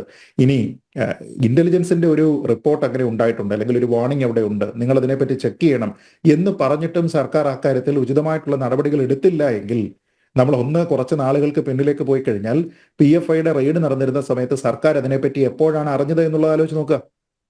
അവസാന നിമിഷത്തിൽ ഇത് നടക്കുന്ന സമയത്ത്, അല്ലെങ്കിൽ ഇത് നടന്നു കഴിഞ്ഞതിന് ശേഷമാണ് പോലീസുകാർ അറിയുന്നത്, സർക്കാർ അറിയുന്നത്.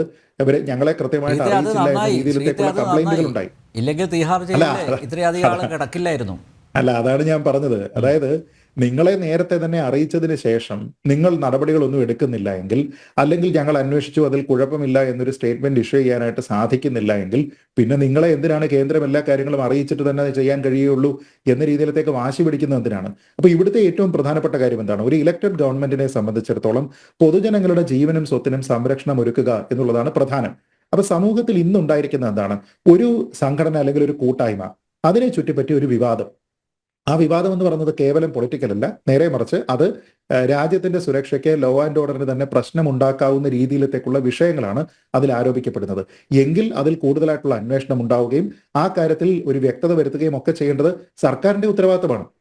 അപ്പൊ നമ്മൾ നേരത്തെ പറഞ്ഞതുപോലെ മെക്സവൻ എന്തുകൊണ്ട് കേസ് കൊടുക്കുന്നില്ല എന്നുള്ള ചോദ്യങ്ങളൊക്കെ തന്നെ വാലിഡ് ആണ്. എങ്കിലും ഈ വിഷയത്തിൽ ഇതേവരെ കമാന്നൊരു അഭിപ്രായം പറയാതിരിക്കുന്ന സർക്കാർ ഈ വിഷയവുമായി ബന്ധപ്പെട്ട എന്ത് അന്വേഷണങ്ങളാണ് നടത്തിയത്, എന്താണ് അവരുടെ തീരുമാനം, ആ കാര്യത്തിനെ പറ്റി പറഞ്ഞുകൊണ്ട് പൊതുജനങ്ങളെ വിശ്വാസത്തിലെടുത്താൽ മതിയാകും. അതിന് പോലും അവർ ചെയ്യുന്നില്ല എന്നുള്ളതാണ് എൻ്റെ പരാതി. Yes yes yes Vidyasagar Gurumurthy, ഇതിപ്പോൾ കേന്ദ്രത്തിൻ്റെ പെരടിക്ക് വെച്ചിരിക്കുകയാണ്. കേന്ദ്രമാണ് അന്വേഷിക്കേണ്ടത്. സംസ്ഥാന സർക്കാരിൻ്റെ പോലീസിന് അന്വേഷിക്കാനുള്ള ഉത്തരവാദിത്തമില്ല. കാരണം ഇത് ഫണ്ട് പുറത്തുനിന്നൊക്കെ വരുന്നത് കൊണ്ട്. അതിപ്പോൾ എനിക്ക് തോന്നുന്നു അഡ്വക്കേറ്റ് ബലദേവ് എങ്ങനെയോ മണത്തറിഞ്ഞു എന്ന് തോന്നുന്നു, പുറത്തു നിന്നാണ് ഫണ്ട് വരുന്നതെന്ന്.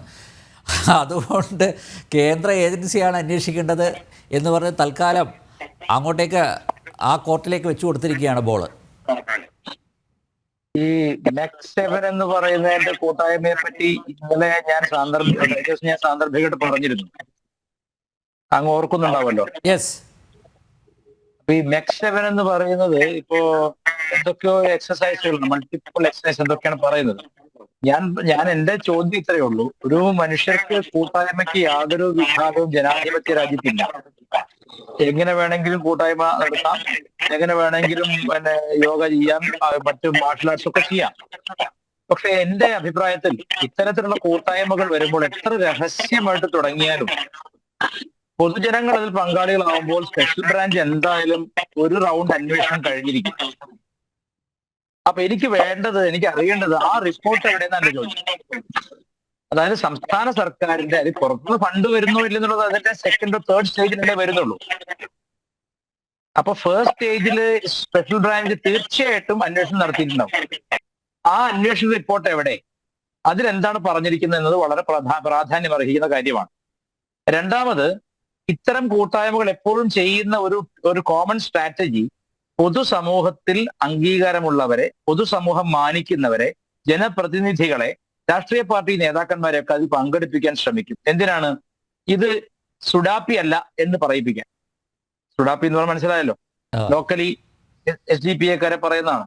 അപ്പൊ ഇത് ഇസ്ലാമിക ഭീകരവാദം ഒന്നും അല്ല എന്ന് ജനങ്ങളെ തെറ്റിദ്ധരിപ്പിക്കാൻ വേണ്ടി തീർച്ചയായിട്ടും ഈ പറഞ്ഞ കാര്യങ്ങൾ അവർ ചെയ്തിരിക്കും. അത് വളരെ വ്യക്തമാണ്. കുഞ്ഞാലിക്കുട്ടിയെ മുമ്പിൽ നിർത്തി, നേരത്തെ ബലദേവ് സാറ് പറഞ്ഞ പോലെ ഏതോ കേരള കോൺഗ്രസിന് ആളുകളെ നിർത്തി പലയിടത്തും. ഇത് നിങ്ങൾ നോക്കിക്കോളൂ. ഇതിൽ വളരെ സിമ്പിളാണിത്. പണ്ടൊരു തമാശ പറയും, പിന്നെ ഈ ട്രെഞ്ച് കുഴിച്ചിട്ട് അപ്പുറം അപ്പുറം പാകിസ്ഥാന്റെയും ഇന്ത്യയുടെ ആർമിക്കാർ ഒളിച്ചിരുന്ന് വെടിവെക്കുകയാണ്. അപ്പോ ഇവിടുന്ന് ഇന്ത്യൻ ആർമിക്കാര് സലാഹുദ്ദീൻ എന്നൊരു വിളിക്കുമ്പോൾ അവിടുന്ന് ട്രെഞ്ചിൽ നിന്ന് വിഡ്ഢിയായ ഒരു തെണിച്ചിക്കും. കോൺസ്റ്റബിളായ ആരാ വിളിച്ചത്? അപ്പൊ വെടിവെച്ചു കൊണ്ടു. അങ്ങനെ അവരുടെ 3 എണ്ണം ചത്ത്. അപ്പൊ അപ്പുറത്തിരിക്കുന്ന പാകിസ്ഥാൻകാരെ പറയും, ഇങ്ങനെ വിട്ടാൻ പറ്റില്ല, ഇവരെ ബുദ്ധിപരമായിട്ട് നേരിടുന്ന ഇന്ത്യക്കാരാണ്, അമരീന്ദർ സിംഗ് എന്നൊറ്റ വിളി. അപ്പൊ അവിടുന്ന് അമരീന്ദർ സിംഗ് എണീറ്റ് എന്നല്ല മറുപടി പറഞ്ഞ്, കോൺസ്റ്റബിൾ ആയാന്ന് ചോദിച്ചു. അപ്പൊ അപ്പുറത്തുനിന്ന് മേനെ പോലെ ആർമി ചീഫ് പാകിസ്ഥാൻ എണീറ്റ് വെടികൊണ്ട് ചത്തു എന്നൊരു കഥയുണ്ട്. അതുപോലെ നിങ്ങൾ നോക്കിക്കോളൂ. ഞാൻ ഇപ്പൊ വീണ്ടും പറയാണ്, ഈരാറ്റുപേട്ടയിൽ ഇപ്പൊ തുടങ്ങും. ഇവർക്ക് വിവരമില്ല, ഇവർക്ക് തലയ്ക്കകത്ത് അത് വാങ്ങാൻ കിട്ടില്ലല്ലോ സാർ. ഇവർക്ക് ബുദ്ധി കുറവാണ് പൊതുവെ. പക്ഷെ ഇവരെന്താ ചെയ്യുക? ആവേശം. ഇസ്ലാം പെട്ടെന്ന് അധികാരത്തിൽ വരണം, ഈ മോദിയും കൂട്ടരെ എത്രയും പെട്ടെന്ന് താഴ്ത്തിറക്കണം, ബംഗ്ലാദേശിലെ പോലെ നമുക്ക് അന്ന് അർമാദിക്കണം എന്നുള്ള ആ ആവേശമാണത്. പെട്ടെന്നാണ്. അവർക്ക് ചിന്തിക്കാനോ ക്ഷമിക്കാനോ കഴിവില്ല. ആ മത സംവിധാനം ഒരു മനുഷ്യനെ ചിന്താശീലനാക്കുന്നില്ല, ക്ഷമിക്കാൻ പഠിപ്പിക്കുന്നില്ല. അവൻ ആക്രമിക്കാൻ തന്നെ ചാടി പുറപ്പെടുകയാണ്. ഈരാറ്റുപേട്ടയിൽ നോക്കിക്കോളൂ, ഇപ്പൊ തന്നെ തുടങ്ങിയിട്ടുണ്ടാവും. സംസ്ഥാന വ്യാപകമായിട്ട് തുടങ്ങും. ഇതിൽ മുഹമ്മദ് റിയാസ് അവർക്ക് എന്തോ സർട്ടിഫിക്കറ്റ് കൊടുത്തു, കിട്ടുന്നി എലിഫന്റ് BA എന്ന് പറഞ്ഞവര് എന്തോന്ന് കൊടുത്തു എന്ന് പറഞ്ഞല്ലോ. മുഹമ്മദ് റിയാസിനെ പറ്റി നമുക്ക് പണ്ടും ഒരു ഗ്രേ ഏരിയ ഉണ്ട്. മുഹമ്മദ് റിയാസിന്റെ മറ്റ് ചില കാര്യങ്ങൾ, മതപരമായിട്ടുള്ള വീക്ഷണങ്ങളെ പറ്റി ഒരു കമ്മ്യൂണിസ്റ്റുകാരന് ചേരുന്ന രീതിയിലല്ല എന്നൊരു ആക്ഷേപം ആ പാർട്ടിക്കുള്ളിൽ തന്നെ ഉണ്ട്. അതുകൊണ്ട് അതേപ്പറ്റി നമുക്ക് അധികം ചർച്ച ചെയ്യേണ്ട കാര്യമില്ല. പക്ഷെ ഞാൻ ഒരു കാര്യം പറയാം, ഇത് കേരളമെമ്പാടും വ്യാപിപ്പിക്കാൻ, വിശേഷിച്ച് ആലുവ, പെരുമ്പാവൂർ, ഈരാറ്റുപേട്ട, മലപ്പുറം, കോഴിക്കോട്, മുമ്പ് ഞാൻ പറയണ്ടല്ലോ, പിന്നെ അങ്ങോട്ടൊക്കെ നമ്മുടെ രാജ്യമല്ലേ, കാസർഗോഡ് വരെ. അപ്പൊ ഇവിടെയൊക്കെ തീർച്ചയായിട്ടും ഇത് വ്യാപിക്കും. പക്ഷെ എനിക്ക് വേണ്ടത്, I want the first report of the special branch. Special branch തീർച്ചയായിട്ടും അത് എല്ലാ കാര്യവും, ഈ കാര്യത്തിൽ മാത്രമല്ല, ഇപ്പൊ ഞാനും അനിൽജിയും കൂടി ചുമ്മാ ഒരു സംഘടന ഉണ്ടാക്കിയിട്ട് ഒരു പൊതു പരിപാടി നടത്തിയാൽ തന്നെയും അന്വേഷണം. അപ്പൊ ഇതിൽ തീർച്ചയായിട്ടും ഇപ്പൊ എത്രയോ ആയിരക്കണക്കിന് ആൾക്കാർ 6 മണിക്ക് രാവിലെ 5:30 സുബഹി നിസ്കാരം കഴിഞ്ഞ് നേരെ ഫ്രഷ് ആയിട്ട് വരിയെന്നാ പറഞ്ഞിരിക്കുന്നത്. അപ്പൊ സുബഹി നിസ്കാരം കഴിഞ്ഞ് നേരെ പിന്നെ മൈതാനത്തേക്ക് വരികയാണ്, അല്ലെങ്കിൽ പൊതു സ്ഥലത്തേക്ക് വരികയാണ്. അപ്പൊ തീർച്ചയായിട്ടും സ്പെഷ്യൽ ബ്രാഞ്ച് ആരൊക്കെ പങ്കെടുക്കുന്നു, ആരൊക്കെയാണ് ഇതിന്റെ പിന്നിൽ, എന്താണ് ഇതിന്റെ ഉദ്ദേശം എന്നൊക്കെ ഓൾറെഡി അറിഞ്ഞു കാണും. അപ്പൊ നമുക്ക് വേണ്ടത് കേന്ദ്ര സർക്കാർ അന്വേഷിച്ചോട്ടെ. That should be the next part of it, next stage of it. പക്ഷെ ആദ്യത്തെ സ്റ്റേജിൽ ഇപ്പോ മോഹൻ മാഷ് പ്രസ്താവന സോഫ്റ്റ് പിന്നെ ഒന്ന് മയപ്പെടുത്തി. ജനയുഗം ഇന്ന് എനിക്ക് അത്ഭുതം തോന്നി. ഇന്ന് എന്നെ ജനം ടിവിയിലേക്ക് വിളിച്ചപ്പോ അദ്ദേഹം പറഞ്ഞത് ഈ ജനയുഗത്തിന് വാർത്ത വന്നിട്ടാണ്. അപ്പൊ ഞാൻ അദ്ദേഹത്തോട് ചോദിച്ചു, നിങ്ങളൊരു അപാര വായനക്കാരനാണല്ലോ എന്ന് ചോദിച്ചു. അപ്പൊ അദ്ദേഹം എന്താ അങ്ങനെ പറയാൻ കാരണം, ആ ജനയുഗമൊക്കെ മനുഷ്യർ വായിക്കുവോ? ജനയുഗത്തിൽ വരുന്ന റിപ്പോർട്ടൊക്കെ ആളുകൾ കണ്ണിപ്പെടുന്നു, അത്രയ്ക്കൊക്കെ സബ്സ്ക്രിപ്ഷൻ ഉണ്ടോ അവർക്കെന്ന് എനിക്ക് ഇന്ന് അതിശയമായിപ്പോയി. അപ്പൊ ഈ കമ്മ്യൂണിസ്റ്റ് പാർട്ടിയുടെ മരിച്ചിട്ടില്ലടാ എന്ന് പറഞ്ഞ പോലെ ഒരു പത്രമാണ് ഈ ജനയുഗം. ഈ ബിനോയ് വിശ്വമൊക്കെ ആ പാർട്ടിയിലല്ലേ? അപ്പൊ അവരൊക്കെ തീർച്ചയായിട്ടും ഹിന്ദു വിരുദ്ധത മാത്രമേ ഉള്ളൂ അവർക്ക്. ബിനോയ് വിശ്വത്തിനാണെങ്കിലും CPIയുടെ ചില നേതാക്കൾക്കൊക്കെ ഹിന്ദു വിരുദ്ധത മാത്രമേ ഉള്ളൂ. അവർ പന്നിൻ രവീന്ദ്രൻ എക്സെപ്റ്റ് പന്നിൻ രവീന്ദ്രൻ, ബാക്കി എല്ലാവർക്കും ഹിന്ദു വിരുദ്ധതയേ ഉള്ളൂ. അല്ലാതെ അവർക്ക് ഈ ഇസ്ലാമിക ശക്തികൾ സംഘടിക്കുന്നതിനോടൊന്നും യാതൊരു വിരോധവും ഇല്ല.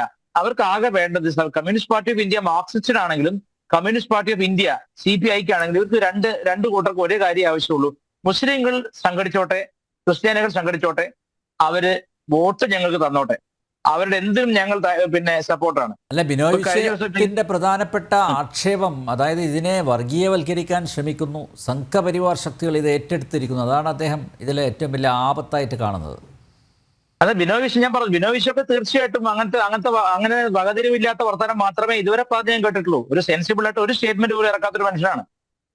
പിന്നെ വായിക്കാത്ത എന്തോ വലിയ കൊൽക്കട്ടയുടെ പോലെ ജ്ഞാനിയെ പോലെ സംസാരിക്കുമെങ്കിലും യാതൊരു കാര്യത്തിലും ഒരു തെളിവോട് കൂടി സംസാരിക്കുന്നതായിട്ട് ഞാൻ കേട്ടിട്ടില്ല ബിനോയ് വിശ്വം. ഈ ബിനോയ് വിശ്വത്തിനെയാണ് നമ്മുടെ സുധാകരൻ പോഴെന്ന് വിളിച്ചത്, ഓർമ്മയുണ്ടോ? ബിനോയ് വിശ്വം എന്തോ വായി തോന്നിയ പറഞ്ഞപ്പോ നമ്മുടെ സുധാകരൻ പറഞ്ഞു, ആഹന്മാരുടെ പോഴന്മാരെന്തേ പറഞ്ഞു, ഞാൻ ഉത്തരവാദിയല്ല പറഞ്ഞിരുന്നു. ഇപ്പം CPMന്റെ അനിഷേധ്യ നേതാവായ സുധാകരൻ നായർ തന്നെ ഇതുവരെ തള്ളി പറഞ്ഞിട്ടുണ്ട്. അത് ഞാൻ നായർ എന്ന് പറയുന്നൊരു കാര്യമുണ്ട്. അപ്പൊ അതായത് നിങ്ങൾ ആലോചിച്ച് നോക്കണം, സുധാകരനെ ആ നാട്ടിലെ ഏറ്റവും അനിഷേധ്യനായ ഏറ്റവും ത്യാഗിയായ ഒരു കാര്യം ഞാൻ പറയാം, പേഴ്സണലി ഒരു ഒപ്പീനിയൻ പറയാം. സുധാകരൻ നമ്മളെ കവിത എഴുതി ഉപദ്രവിക്കുമെങ്കിലും സുധാകരൻ അഴിമതി ഇല്ലാത്തൊരു നേതാവാണ്.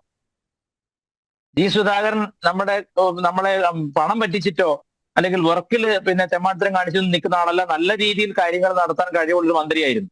ആ സുധാകരനെ CPM എങ്ങനെ സൈഡാക്കിയത്? അവിടെ ഏതോ ഒരു SDPIക്കാരനെ CPM ആയി വേഷം കെട്ടി വന്നവനെ പിടിച്ച് സ്ഥാനാർത്ഥിയാക്കി, ഓർമ്മയുണ്ടല്ലോ? അതെ അതെ. അപ്പൊ CPMനെ സംബന്ധിച്ച് SDPIക്കാരനാണെങ്കിൽ പോലും കുഴപ്പമില്ല, പിന്നെയാണ് MEC7.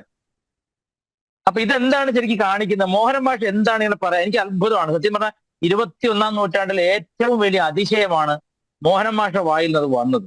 എനിക്ക് തോന്നുന്നു മോഹൻ മാഷ് അതൊരു കാഷ്വൽ റിമാർക്ക് ആയിരുന്നില്ല കേട്ടോ, അത് വളരെ കൃത്യമായി പഠിച്ച് അവതരിപ്പിച്ചതാണത്. അതായത് അദ്ദേഹത്തിന് ലോക്കൽ പിന്നെ പാർട്ടി മെമ്പേഴ്സ് അറിയിച്ചതാണ് വിവരം, റിപ്പോർട്ട് ചെയ്തതാണ്. അതെ.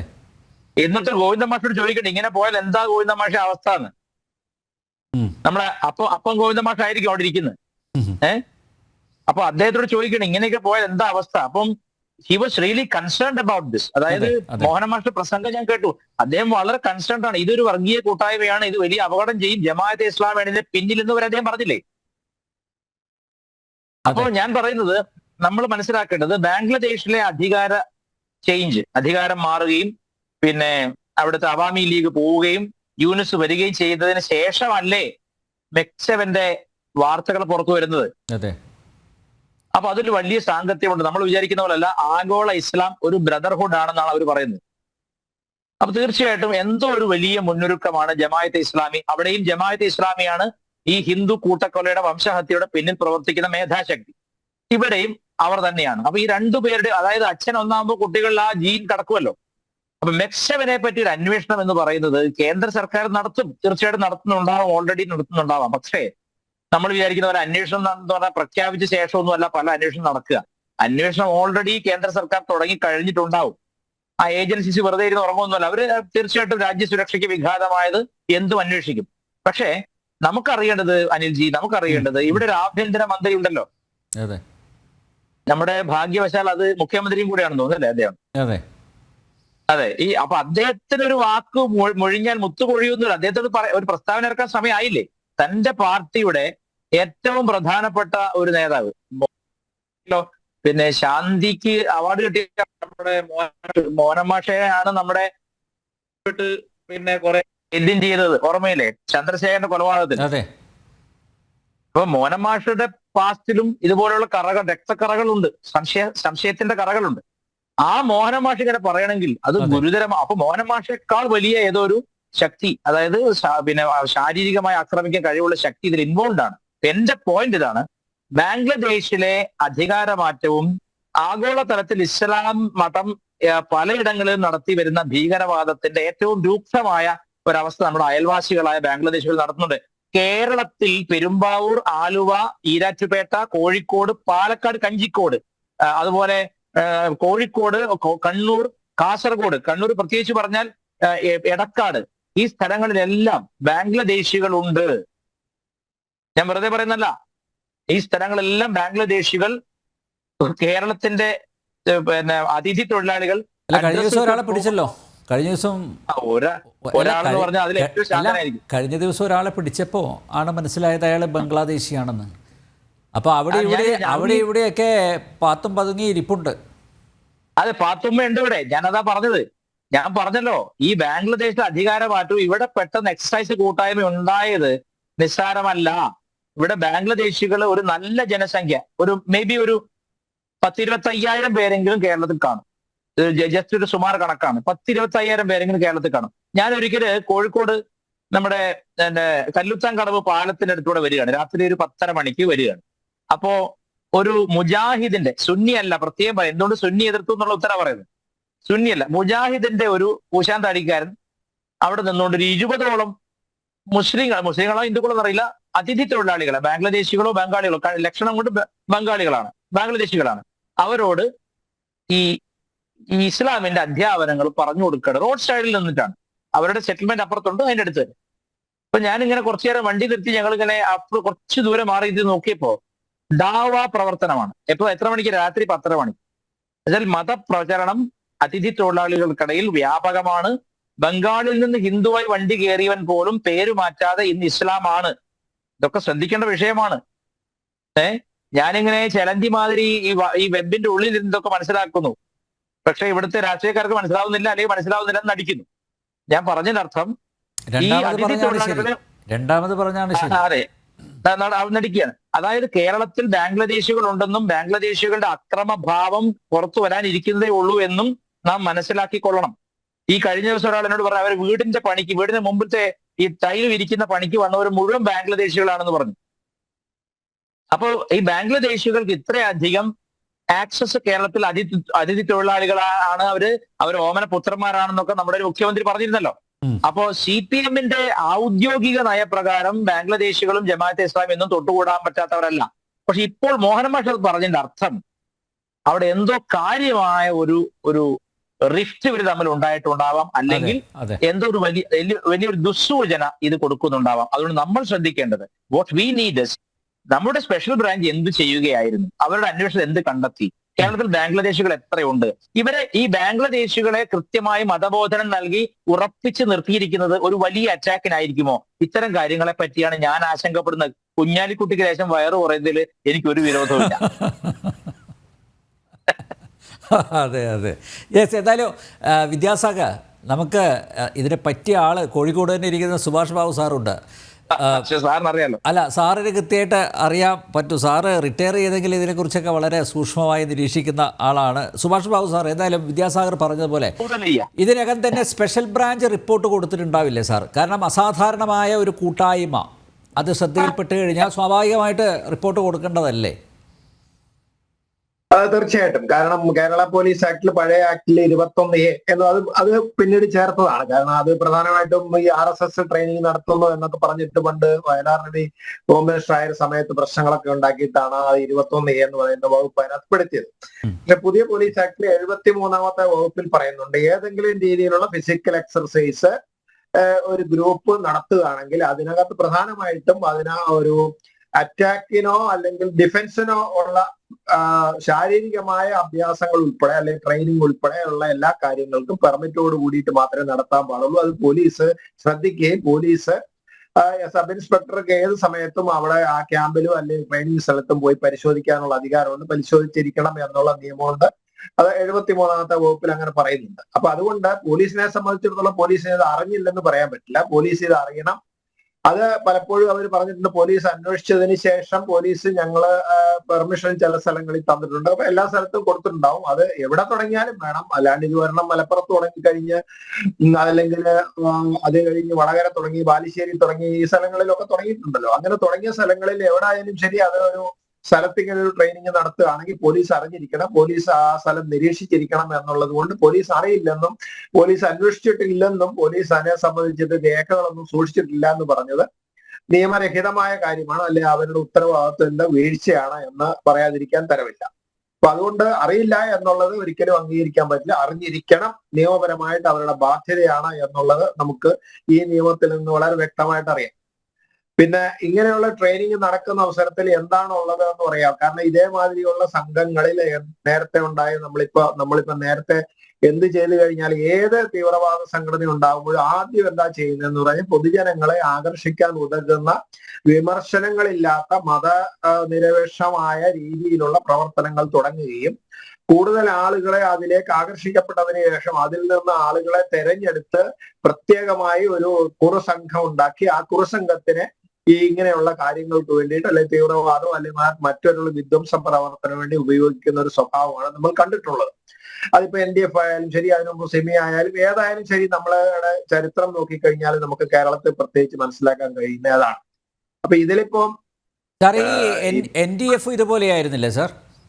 അതെ, NDF-നെ സംബന്ധിച്ചിടത്തോളം നാദാപുരത്താണ് ഉണ്ടായത്. നാദാപുരത്ത് ഉണ്ടായത് കൊണ്ടാണ് ഇപ്പൊ മോഹന മാഷിനെ സംബന്ധിച്ചിടത്തോളം പ്രസക്തി ഉണ്ടാവുന്നത്. കാരണം മോഹൻ ഈ നാദാപുരത്തുകാരനാണ്, അദ്ദേഹത്തിന്റെ പ്രദേശത്താണ് NDF എന്ന് പറഞ്ഞുണ്ടായത്. ആ NDF ഉണ്ടായത് എങ്ങനെയാണെന്ന് പറഞ്ഞു കഴിഞ്ഞാൽ അവിടെ CPM വ്യാപകമായിട്ട് മുസ്ലിം പ്രമാണിമാരെ അവരുടെ സ്വത്തുക്കളെ അവരെ തിരിഞ്ഞ് ആക്രമിക്കുന്നതിന്റെ പശ്ചാത്തലത്തിൽ അവർക്ക് സംരക്ഷണം കൊടുക്കാൻ മറ്റ് രാഷ്ട്രീയമായിട്ട് സാധിക്കാത്തത് കൊണ്ട് ഇവര് ഇതേമാതിരി ഒരു സംഘം ഉണ്ടാക്കുകയും അതിന് നാദാപുരം ഡിഫൻസ് ഫോഴ്സ് എന്ന് പേര് കൊടുക്കുകയും ആ ഫോഴ്സ് നല്ല കാര്യങ്ങൾ ഇതേമാതിരി ഫിസിക്കൽ എക്സർസൈസ് അതൊക്കെ തുടങ്ങിയതിന് ശേഷം ഈ മോഹനൻ മാഷ് അവിടെ പ്രാദേശിക നേതാവായിരിക്കുന്ന അവസരത്തിൽ അദ്ദേഹത്തിന്റെ അണികൾക്കെതിരെ പോരാടുന്നതിന് വേണ്ടി ഉണ്ടാക്കപ്പെട്ട ഒരു സംഘമാണ് NDF എന്ന് പറയുന്നത്.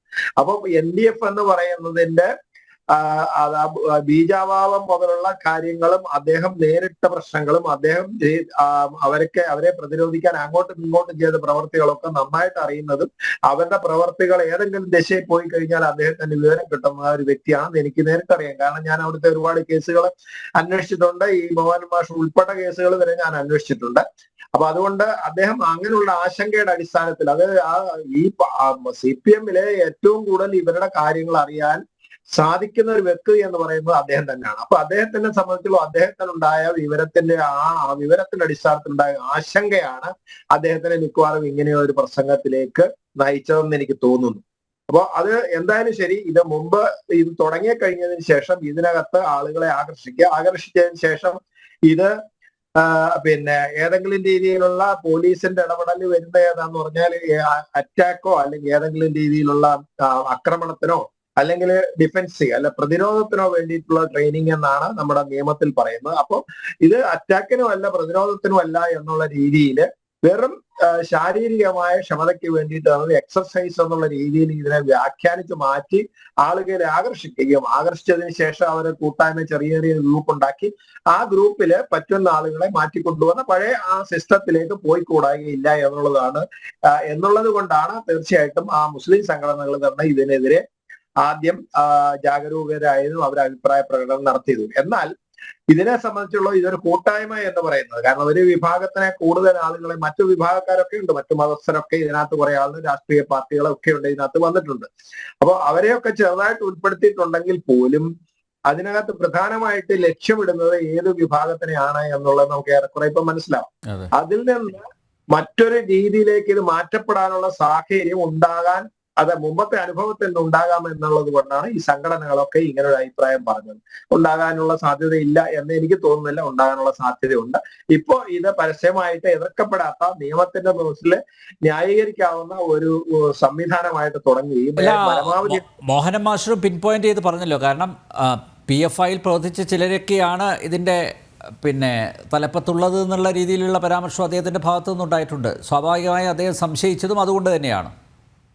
തീർച്ചയായിട്ടും അത് അദ്ദേഹത്തിന് ഇവിടെയുള്ള ആളുകളെ സംബന്ധിച്ച് അവർക്ക് നേരിട്ട് അറിയാവുന്ന, കാരണം കുറെ ആളുകളെ എനിക്കും ഒരുപാട് ആളുകളെ, നേരത്തെയുള്ള ആളുകളെ മിക്കവാറും ഒരു നല്ല വിഭാഗത്തിന് അവരുടെ പ്രധാനപ്പെട്ട ഇപ്പൊ ജയിലിലുള്ള പ്രധാനപ്പെട്ട അവരുടെ സ്റ്റേറ്റ് നേതാക്കന്മാരെയൊക്കെ ഞാൻ പല സംഭവത്തിൽ ചോദ്യം ചെയ്യുകയും മറ്റേതൊക്കെ ചെയ്തിട്ടുണ്ട്. അവരൊക്കെ അന്നത്തെ സമുന്നതരായ സംസ്ഥാന നേതാക്കളാണ്. അപ്പൊ അങ്ങനെയുള്ള വ്യക്തികളെ ഒക്കെ അവരുടെ പ്രവർത്തനങ്ങളൊക്കെ അറിയാവുന്ന ഒരു വ്യക്തി എന്നുള്ളത്, പ്രത്യേകിച്ച് അവിടെ ഒരുപാട് സംഭവങ്ങൾ ഉണ്ടായിട്ടുണ്ട്. ഈ നാദാപുരത്ത് ഈ NDF ഒരുപാട് ആക്രമണങ്ങൾ നടത്തിയിട്ടുണ്ട്, 2 കൊലപാതകങ്ങൾ നടത്തുന്നത്, കുറെ അധികം ആളുകളെ മറ്റു ശാരീരികമായി ക്ഷതമേൽപ്പിച്ചിട്ടുണ്ട്. അത് ഇവർക്ക് 2 പാർട്ടികൾക്കും അങ്ങോട്ടും ഇങ്ങോട്ടും അറിയാം. അപ്പൊ അറിയുമെന്നുള്ളത് കൊണ്ട് അദ്ദേഹം ഇതിന്റെ എന്താ പറഞ്ഞത്, ഗുണദോഷങ്ങൾ മനസ്സിലാക്കിയ ആളാണ് എന്നുള്ളത് കൊണ്ട് അദ്ദേഹം ഇതിനകത്ത് വളരെ ജാഗരൂകനാകാനുള്ള സാധ്യതയുണ്ട്. കാരണം ബാക്കിയുള്ള പ്രദേശത്തൊന്നും ഇവരെ സംബന്ധിച്ചുള്ള കാര്യമായിട്ട് ബാധിച്ചിട്ടില്ല. അവിടെ ആ ഏരിയയിലാണ് ഇത് കാര്യമായിട്ട് ബാധിച്ചത്. നമുക്കറിയാം, ഒരു ബിനു എന്ന് പറഞ്ഞൊരു വ്യക്തിയെ കൊലപാതകത്തിന് ശേഷം 42 ദിവസം അവിടെ കർഫ്യൂ ആയിരുന്നു. കേരളത്തിൽ ആരും ശ്രദ്ധിക്കുന്നില്ല എന്ന് തോന്നുന്നു. 42 ദിവസം കഴിയുന്നതാണ് സമാധാന ജീവിതം അവിടെ ഉണ്ടായത്. അങ്ങനെ ഒരു ചരിത്രം കേരളത്തിലില്ല. അത് ഈ പ്രദേശത്താണ്. അതിനകത്തിൽ പെട്ടിരുന്ന ആളാരാണ്? NDF പ്രവർത്തകരാണ്. ഞാൻ അന്വേഷിച്ച കേസാണ്, അതുകൊണ്ട് എനിക്ക് നന്നായിട്ട് അറിയാമത്. അതിന് ശേഷം, ആ സംഭവങ്ങൾക്ക് ശേഷം അവിടുത്തെ പ്രതികളെയൊക്കെ പിടിക്കുകയും ശിക്ഷിക്കുകയും ഒക്കെ ചെയ്തതിനു ശേഷം പടിപടിയായിട്ട് അത് കുറഞ്ഞു വന്നു എന്നല്ലാതെ, പക്ഷെ വ്യാപകമായിട്ട് പല സ്ഥലങ്ങളിലേക്ക് ഇത് സ്പ്രെഡ് ചെയ്തു. ആ സ്പ്രെഡ് ചെയ്ത് പോയതോട് കൂടിയിട്ടാണ് അതിന്റെ പേരൊക്കെ മാറിയിട്ട് വരുന്നത്. എന്നാലും കാതലായ പ്രവർത്തന രീതി മാറ്റപ്പെട്ടിട്ടില്ല എന്നുള്ളത് ഇപ്പോഴും ഉണ്ട്. ഇതും ഇപ്പം സ്ലീപ്പിംഗ് സെൽസ് എന്നൊക്കെ നമ്മുടെ DGP മാരായ റിട്ടയർ ചെയ്തതിനു ശേഷം പറഞ്ഞ് അവിടെ ഇരിക്കുമ്പോൾ പറയാറില്ല അവര്. ചെയ്യുന്നതിനായിട്ടും എനിക്ക് ബോധ്യപ്പെട്ടിട്ടില്ല. പക്ഷെ അത് പുറത്തിറങ്ങിയതിനു ശേഷം പറയുന്നത് അവിടെ അങ്ങനെ ഉണ്ട്, ഇവിടെ അങ്ങനെ ഉണ്ട്, അവിടെ ഇപ്പൊ നടക്കും എന്നൊക്കെ പറയുന്നത് ഒക്കെ ഒരു എന്താ പറഞ്ഞ ഒരു ടക്കടിക്ക്, ഇനി നാളെ എന്തെങ്കിലും വന്നു കഴിഞ്ഞാൽ നാട്ടുകാരുടെ ചീത്ത കേൾക്കണ്ടല്ലോ എന്ന് വിചാരിച്ച് പറയുന്ന വർത്താനമാണെന്ന് എനിക്ക് തോന്നുന്നു. എന്തായാലും ഇതിനെ സംബന്ധിച്ചിടത്തോളം നമുക്ക് ലാഘവ ബുദ്ധിയോടുകൂടി എടുക്കരുത് എന്നാണ് എന്റെ അഭിപ്രായം. കാരണം ഇത് സതുദ്ദേശത്തോടു കൂടി തുടങ്ങിയതായിരിക്കും ചിലപ്പം ഈ സലാഹുദ്ദീനും ഒക്കെ തുടങ്ങിയത് ആദ്യത്തെ കൂട്ടായ്മ. പക്ഷെ അതിന് കഴിഞ്ഞതിന് ശേഷം ഈ പെട്ടെന്ന് തന്നെ, അതായത് ഏതാണ്ട് 10 വർഷത്തിന് ശേഷം ഇത് പെട്ടെന്ന് വ്യാപിക്കുമ്പോൾ ഇതിന്റെ പിന്നിൽ ആരൊക്കെയുണ്ട്? ഇപ്പോഴല്ലല്ലോ ആരോഗ്യ പ്രശ്നമുണ്ട്, അതിന് പണ്ടേ ഉണ്ടല്ലോ ആരോഗ്യ പ്രശ്നം. പണ്ടത് ഇതിന് പ്രാമുഖ്യം കിട്ടിയില്ല, അല്ലെങ്കിൽ പ്രചാരം കിട്ടിയിട്ടില്ലെങ്കിൽ പെട്ടെന്ന് പ്രചാരം കിട്ടുന്നു. ഈ പ്രചാരകരായിട്ട് വരുന്ന പ്രധാന ആളുകളൊക്കെ എന്ന് പറഞ്ഞു കഴിഞ്ഞാല് ഈ വാട്സപ്പ് ഗ്രൂപ്പിന്റെ അഡ്മിനും മറ്റാളുകളും ഒക്കെ എന്ന് പറഞ്ഞ് ഏത് വിഭാഗത്തിൽപ്പെട്ടതാണെന്നുള്ള മോഹനമാഷം പറഞ്ഞു. അത് ശരിയാണ്, അത് പോലീസിനും അറിയാവുന്ന കാര്യമെന്നാണ് ഞാൻ മനസ്സിലാക്കുന്നത്. എന്തായാലും പോലീസിനെ സംബന്ധിച്ചുള്ള അറിയില്ല എന്ന് പറഞ്ഞാലും ഞങ്ങളത് പരിശോധിക്കേണ്ട കാര്യമില്ല എന്ന് പറയുന്നത് ശരിയല്ല. പോലീസ് പരിശോധിക്കണം. പോലീസ് നിയമമായിട്ട് ഈ 73-ാം വകുപ്പിൽ പോലീസ് ആക്ടിൽ പറയുന്ന കാര്യങ്ങൾ അവര് ഇത് കൃത്യമായിട്ട് നിരീക്ഷിക്കുകയും അതിനകത്തുണ്ടാകുന്ന ഡെവലപ്മെന്റ്സ്, അതിന് ന്യൂനതകൾ എന്തെങ്കിലും അത് ഇതേമാതിരിയുള്ള ഒരു കുറ്റകൃത്യത്തിലേക്ക് പോകാനുള്ള സാധ്യതയുണ്ടോന്ന് അനുദിനം ഇവരുടെ ട്രെയിനിങ് സമയത്ത് ഇതിൽ ബന്ധപ്പെടുന്ന ആളുകളെ പരിശോധിക്കുകയും മുമ്പ് തീവ്രവാദ ബന്ധമുള്ള ആളുകൾ ഇതിനകത്തിലേക്ക് വ്യാപകമായിട്ട് വരുന്നുണ്ട്, പ്രചാരകരാകുന്നുണ്ടെങ്കിൽ എന്തായാലും ശരി വളരെ കൂലങ്കഷമായിട്ട് അത് വീക്ഷിക്കുകയും അതിനെ സംബന്ധിച്ച് ഗൗരവതരമായിട്ട് റിപ്പോർട്ടുകളും അതിന്റെ നടപടിക്രമങ്ങളും മുന്നോട്ട് കൊണ്ടുപോകണം. അതാണ് ഇന്നത്തെ നിലയ്ക്ക് അനിവാര്യമായിട്ടുള്ളതെന്ന് എനിക്ക് തോന്നുന്നു. ഓക്കെ, ആട്ടൊക്കെ പലത് ഇപ്പം കുറെ കൂടി വ്യക്തമായല്ലോ. ഇപ്പം നോക്കൂ, നമ്മൾ പി മോഹനൻ മാസ്റ്ററെ അവിശ്വസിക്കേണ്ട കാര്യമില്ല. ഇപ്പം കൃത്യമായിട്ട് അതിൻ്റെ ഒരു പശ്ചാത്തലം സുഭാഷ് ബാബു സാർ ഇവിടെ അവതരിപ്പിച്ചു.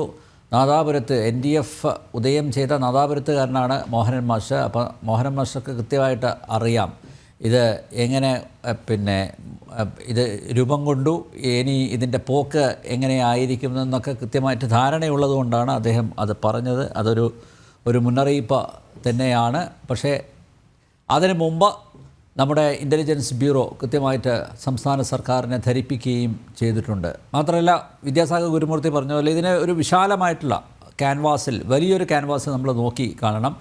ബംഗ്ലാദേശികൾ കേരളത്തിൽ അങ്ങോളം ഇങ്ങോളം ഉണ്ട്. ബംഗാളികൾ എന്നാണ് നമ്മൾ വിളിക്കുന്നതെങ്കിലും അങ്ങനെ വിളിക്കാൻ പാടില്ല, അതിഥി തൊഴിലാളികൾ എന്ന് തന്നെ വിളിക്കണം എന്നാണല്ലോ അഡ്വക്കേറ്റ് ബലദേവ് സർക്കാർ പറഞ്ഞിരിക്കുന്നത്. ഇപ്പോൾ ബംഗ്ലാദേശികൾ അവിടെ ഇവിടെയൊക്കെ ഇങ്ങനെ വ്യാപിച്ച് കിടപ്പുണ്ട്.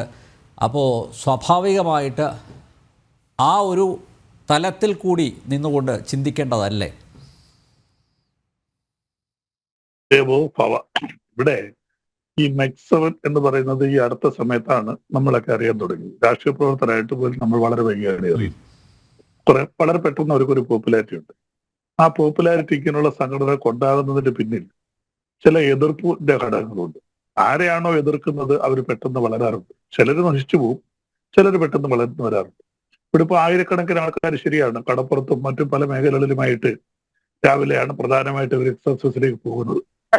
അപ്പൊ തീർച്ചയായിട്ടും സുഭാഷ് ബോസ് പറഞ്ഞ ആ രീതിയിൽ തന്നെയാണ് ഞാനും അതിനെ കാണുന്നത്. കാരണം പോലീസിന്റെ സ്പെഷ്യൽ ബ്രാഞ്ചിന്റെ ഒരു പ്രത്യേകതയുണ്ട്. ഇത് മാത്രമല്ല, ഒരു 10 പേര് ഒരു സ്ഥലത്തൂടെ പ്രകടനം നടത്തിയാൽ പോലും അത് അന്നേരം തന്നെ പോലീസിന്റെ സ്പെഷ്യൽ ബ്രാഞ്ച് അത് റിപ്പോർട്ട് ചെയ്യണമെന്നാണ് നിയമം. നമ്മൾ പോലും അറിയുന്നില്ല. കിട്ടാ ഇവിടെ അഡ്വക്കേറ്റ് ബലദേവന്റെ നേതൃത്വത്തിൽ തേവലക്കരയിൽ പ്രകടനം നടക്കുന്നു.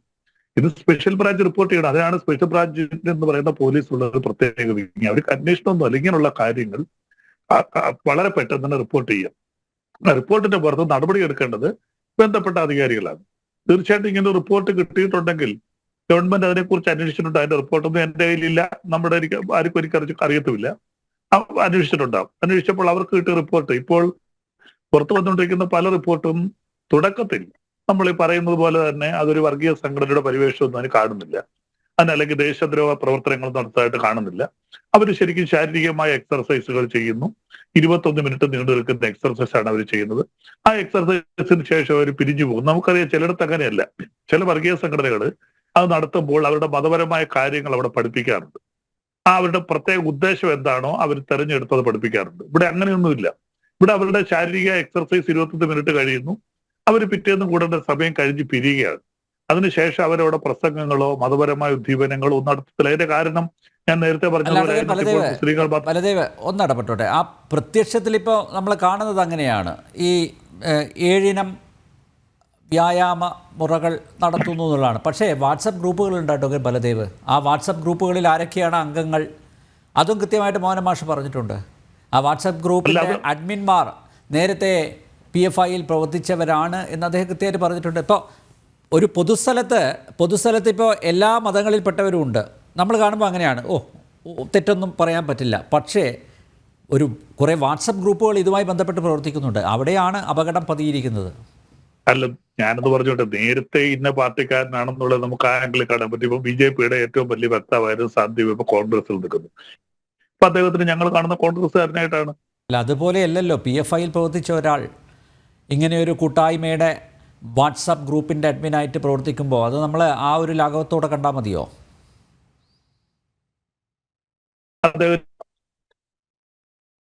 ചർച്ചയ്ക്ക് വരുന്നുണ്ട്. ഇപ്പൊ 2 ദിവസത്തിന് മുമ്പ് ഞാൻ പറയട്ടെ. അപ്പൊ തീർച്ചയായിട്ടും അത് നേരത്തെ ഒരാൾ, ഇപ്പൊ ഞാൻ പറഞ്ഞല്ലോ 2 പേരുടെ പേര്. ഒന്ന് വനിതയുടെ പേര് ഞാൻ പറഞ്ഞു, ബ്രസീല ഷംസുദ്ദീൻ. അവർ ഇന്ത്യൻ യൂണിയൻ മുസ്ലിം ലീഗിന്റെ സംസ്ഥാന നേതാവാണ്. അതുപോലെ അറക്കൽ ബാബ അതിന്റെ പ്രധാനപ്പെട്ട ഒരു അംബാസഡറാണ്. ഇതിന്റെ സ്ഥാപകനാണ് സലാഹുദ്ദീൻ. അപ്പോൾ ഇതിനകത്തൊരു മുസ്ലിം ഡോമിനേഷൻ ഉണ്ട് എന്നുള്ളത് യാഥാർത്ഥ്യമാണ്. അപ്പൊ അതുകൊണ്ട് മുസ്ലിം ഡോമിനേഷൻ ഉള്ളത് കൊണ്ട് അതൊരു മുസ്ലിം വർഗീയ സംഘടനയായിട്ട് നമുക്ക് അതിനെ കാണാൻ പറ്റില്ല. കാര്യം കേരളത്തിലെ ഏറ്റവും വലിയ മുസ്ലിം സംഘടനയാണ് ഇന്ത്യൻ യൂണിയൻ മുസ്ലിം ലീഗ്. അവർക്ക് അങ്ങനെ നമ്മൾ അതിനൊരു മുസ്ലിം വർഗീയ സംഘടനയായിട്ട് ഞങ്ങളും കാണുന്നില്ല, BJPക്കാരും കാണുന്നില്ല, ആരും കാണുന്നില്ല. അവരവരുടെ മതപരമായ കാര്യങ്ങൾ നിൽക്കുന്നു. പിന്നെ ഒരു കാര്യം ഇവിടെ ചർച്ച ചെയ്തു, ബംഗ്ലാദേശുകാർ 1971 ആ സംഭവത്തിന് ശേഷം ഇന്ത്യയിലെ എല്ലാ സംസ്ഥാനങ്ങളും വിശേഷിച്ച് പശ്ചിമബംഗാൾ ഉൾപ്പെടെ ആയിരക്കണക്കിന് ബംഗ്ലാദേശുകാർ ഇവിടെ വന്നു. അവർ പലരും തിരിച്ചു പോയിട്ടില്ല. അവർക്ക് ഇന്ത്യൻ പൗരത്വം കിട്ടിയവരുണ്ട്. ഇപ്പൊ ഇന്ത്യൻ പൗരത്വം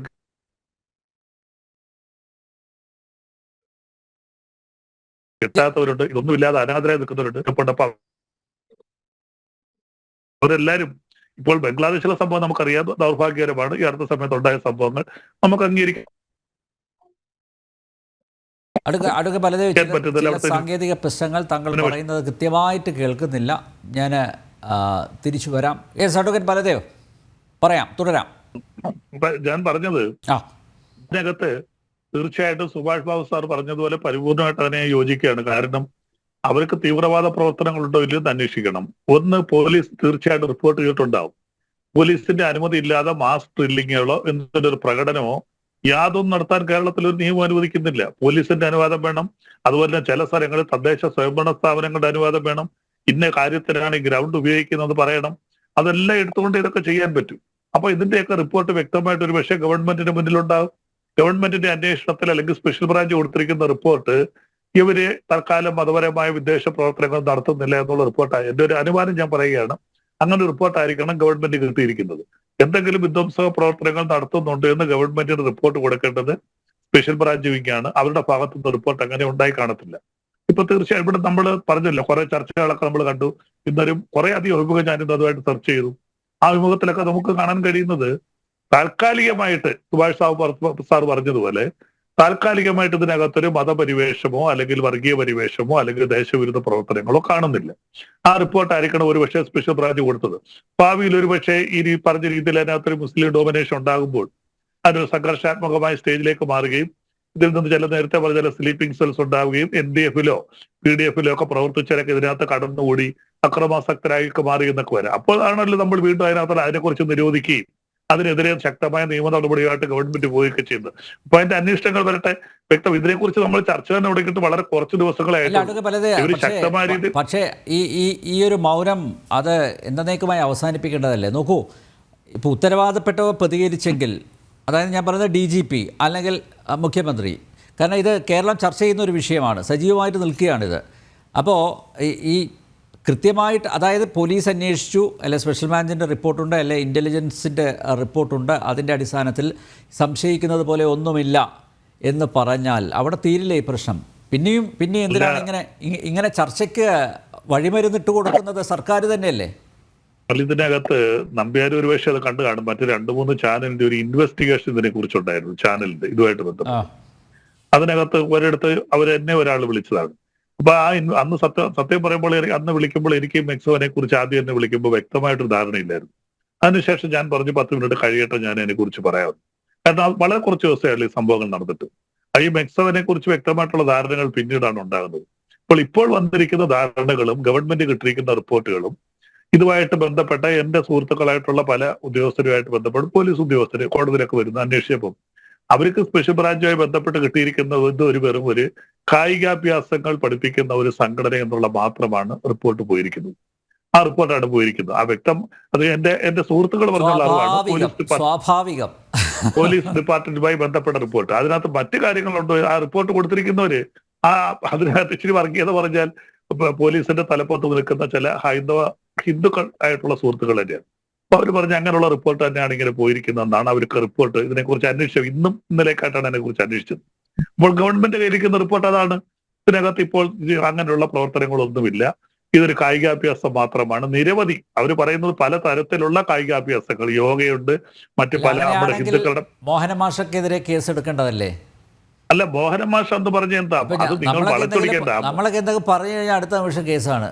അല്ല, മോഹന മാഷ് പറഞ്ഞ 2 മൊബൈൽ ഫോൺ ഉണ്ട് എൻ്റെ തൊണ്ടി മുതൽ എടുത്ത് അടിച്ച് മാറ്റിയിരിക്കുകയാണ്. അപ്പൊ നോക്കൂ, മോഹന മാഷല്ലേ ഇത് സ്പ്രെഡ് ചെയ്തത്? അദ്ദേഹമല്ലേ ഈ വിവാദത്തിന് മോഹന മാഷ് മാത്രമല്ല, പിന്നെ കാന്തപുരവും പറഞ്ഞിരുന്നു. കാന്തപുരം ഒരു കാര്യം കൂടെ കാന്തപുരം ആഹ്വാനം ചെയ്തു, സുന്നി വിഭാഗത്തിലെ ചെറുപ്പക്കാരും ഇതുമായിട്ട് സഹകരിക്കരുത് എന്ന് കാന്തപുരം പറഞ്ഞിരുന്നു.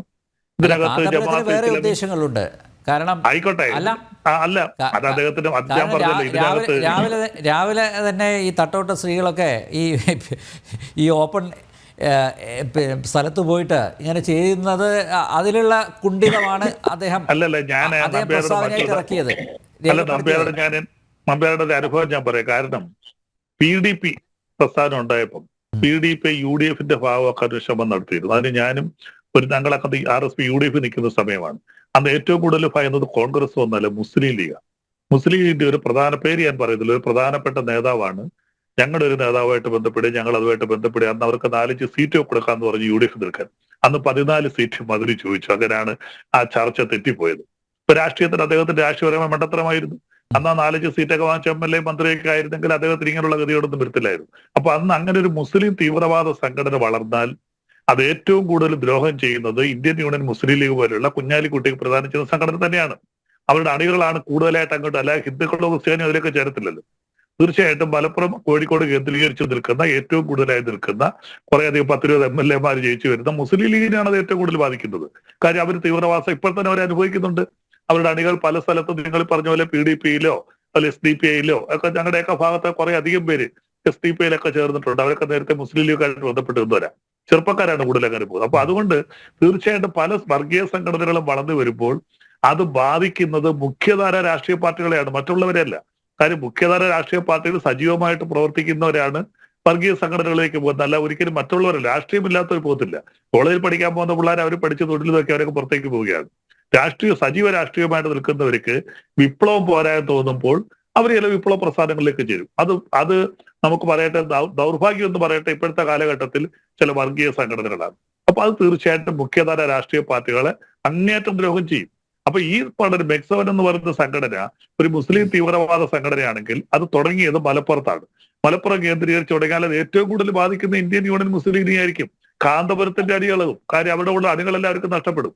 അപ്പോൾ അവർ ശക്തമായിട്ടും നമ്മൾ എതിർക്കുന്നതിനേക്കാൾ അതുകൊണ്ടായിരിക്കും രാവിലെ കൂടുതലായിട്ട് തന്നെ കുഞ്ഞാലിക്കുട്ടിയും നമ്മുടെ കുഞ്ഞാപ്പയും എക്സസൈസ് ആവാന്ന് വിചാരിച്ചിറങ്ങി. അല്ല, തീർച്ചയായിട്ടും അവർക്ക് തീർച്ചയായിട്ടും പിണങ്ങിപ്പോയാൽ അവരുടെ കാലിന്റെ അടിയിലെ മണ്ണാണ് ചോരുന്നത്. അതെ അതെ ഞാൻ പറഞ്ഞല്ലോ, PDP അനുനയിപ്പിക്കാൻ ശ്രമിച്ചത് പേര് ഞാൻ പറയുന്നില്ല, ചില പ്രധാനപ്പെട്ട നേതാക്കന്മാരാണ്. ഞാനും എൻ്റെ കൂടെ എൻ്റെ കൂടെ ചർച്ചയ്ക്ക് വർഷങ്ങൾക്ക് മുമ്പ് പോയ ആളാണ്, 10 വർഷത്തിന് മുമ്പ്. അപ്പൊ അത് തീർച്ചയായിട്ടും അത് വർഗീയ സംഘടന വളരുമ്പോൾ മുഖ്യധാര രാഷ്ട്രീയ പാർട്ടികൾക്ക് തളർച്ച ഉണ്ടാകും. അതിന് തർക്കമൊന്നുമില്ല. ആ പാർട്ടിയുടെ ഇന്ത്യൻ നാഷണൽ കോൺഗ്രസ് ക്ഷയിച്ചെങ്ങനെ ദേശീയ തലത്തിൽ ഭാരതീയ ജനതാ പാർട്ടി വളർന്നു വന്നപ്പോൾ ഇന്ത്യൻ നാഷണൽ കോൺഗ്രസ് ക്ഷയിച്ചു.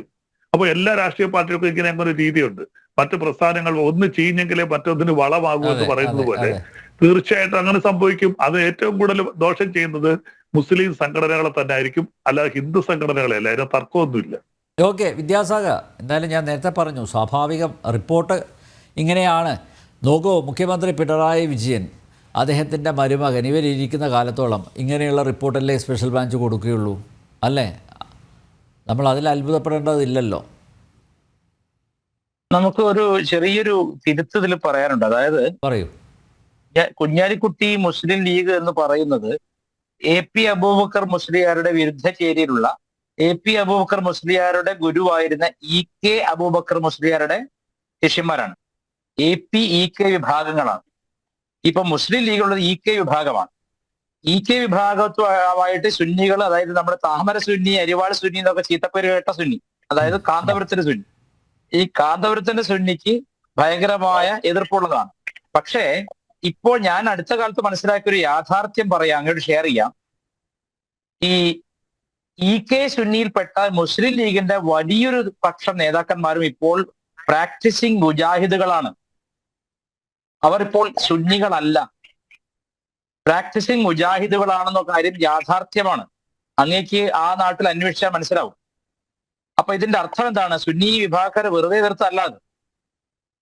കാരണം സുന്നികൾ പൊതുവെ അന്യ മതസ്ഥരോട് അടിയും പിടി ഉണ്ടാക്കാൻ പോവാത്തവരാണ്. ഇപ്പോ ഈ താമര അല്ലെങ്കിൽ കോൺഗ്രസ് സുന്നി അല്ലെങ്കിൽ വരിവാൾ സുന്നി എന്നൊക്കെ പറയുന്ന കാലാകാലം വോട്ട് കച്ചവടം ചെയ്യുന്ന അബൂബക്കർ മുസ്ലിയാരുടെ സുന്നി ഹിന്ദുക്കളോടൊന്നും വലിയ വർഗീയ കലാപത്തിന് നേരിട്ട് ഈ അടുത്ത കാലത്തൊന്നും വന്നിട്ടില്ലാത്തവരാണ്.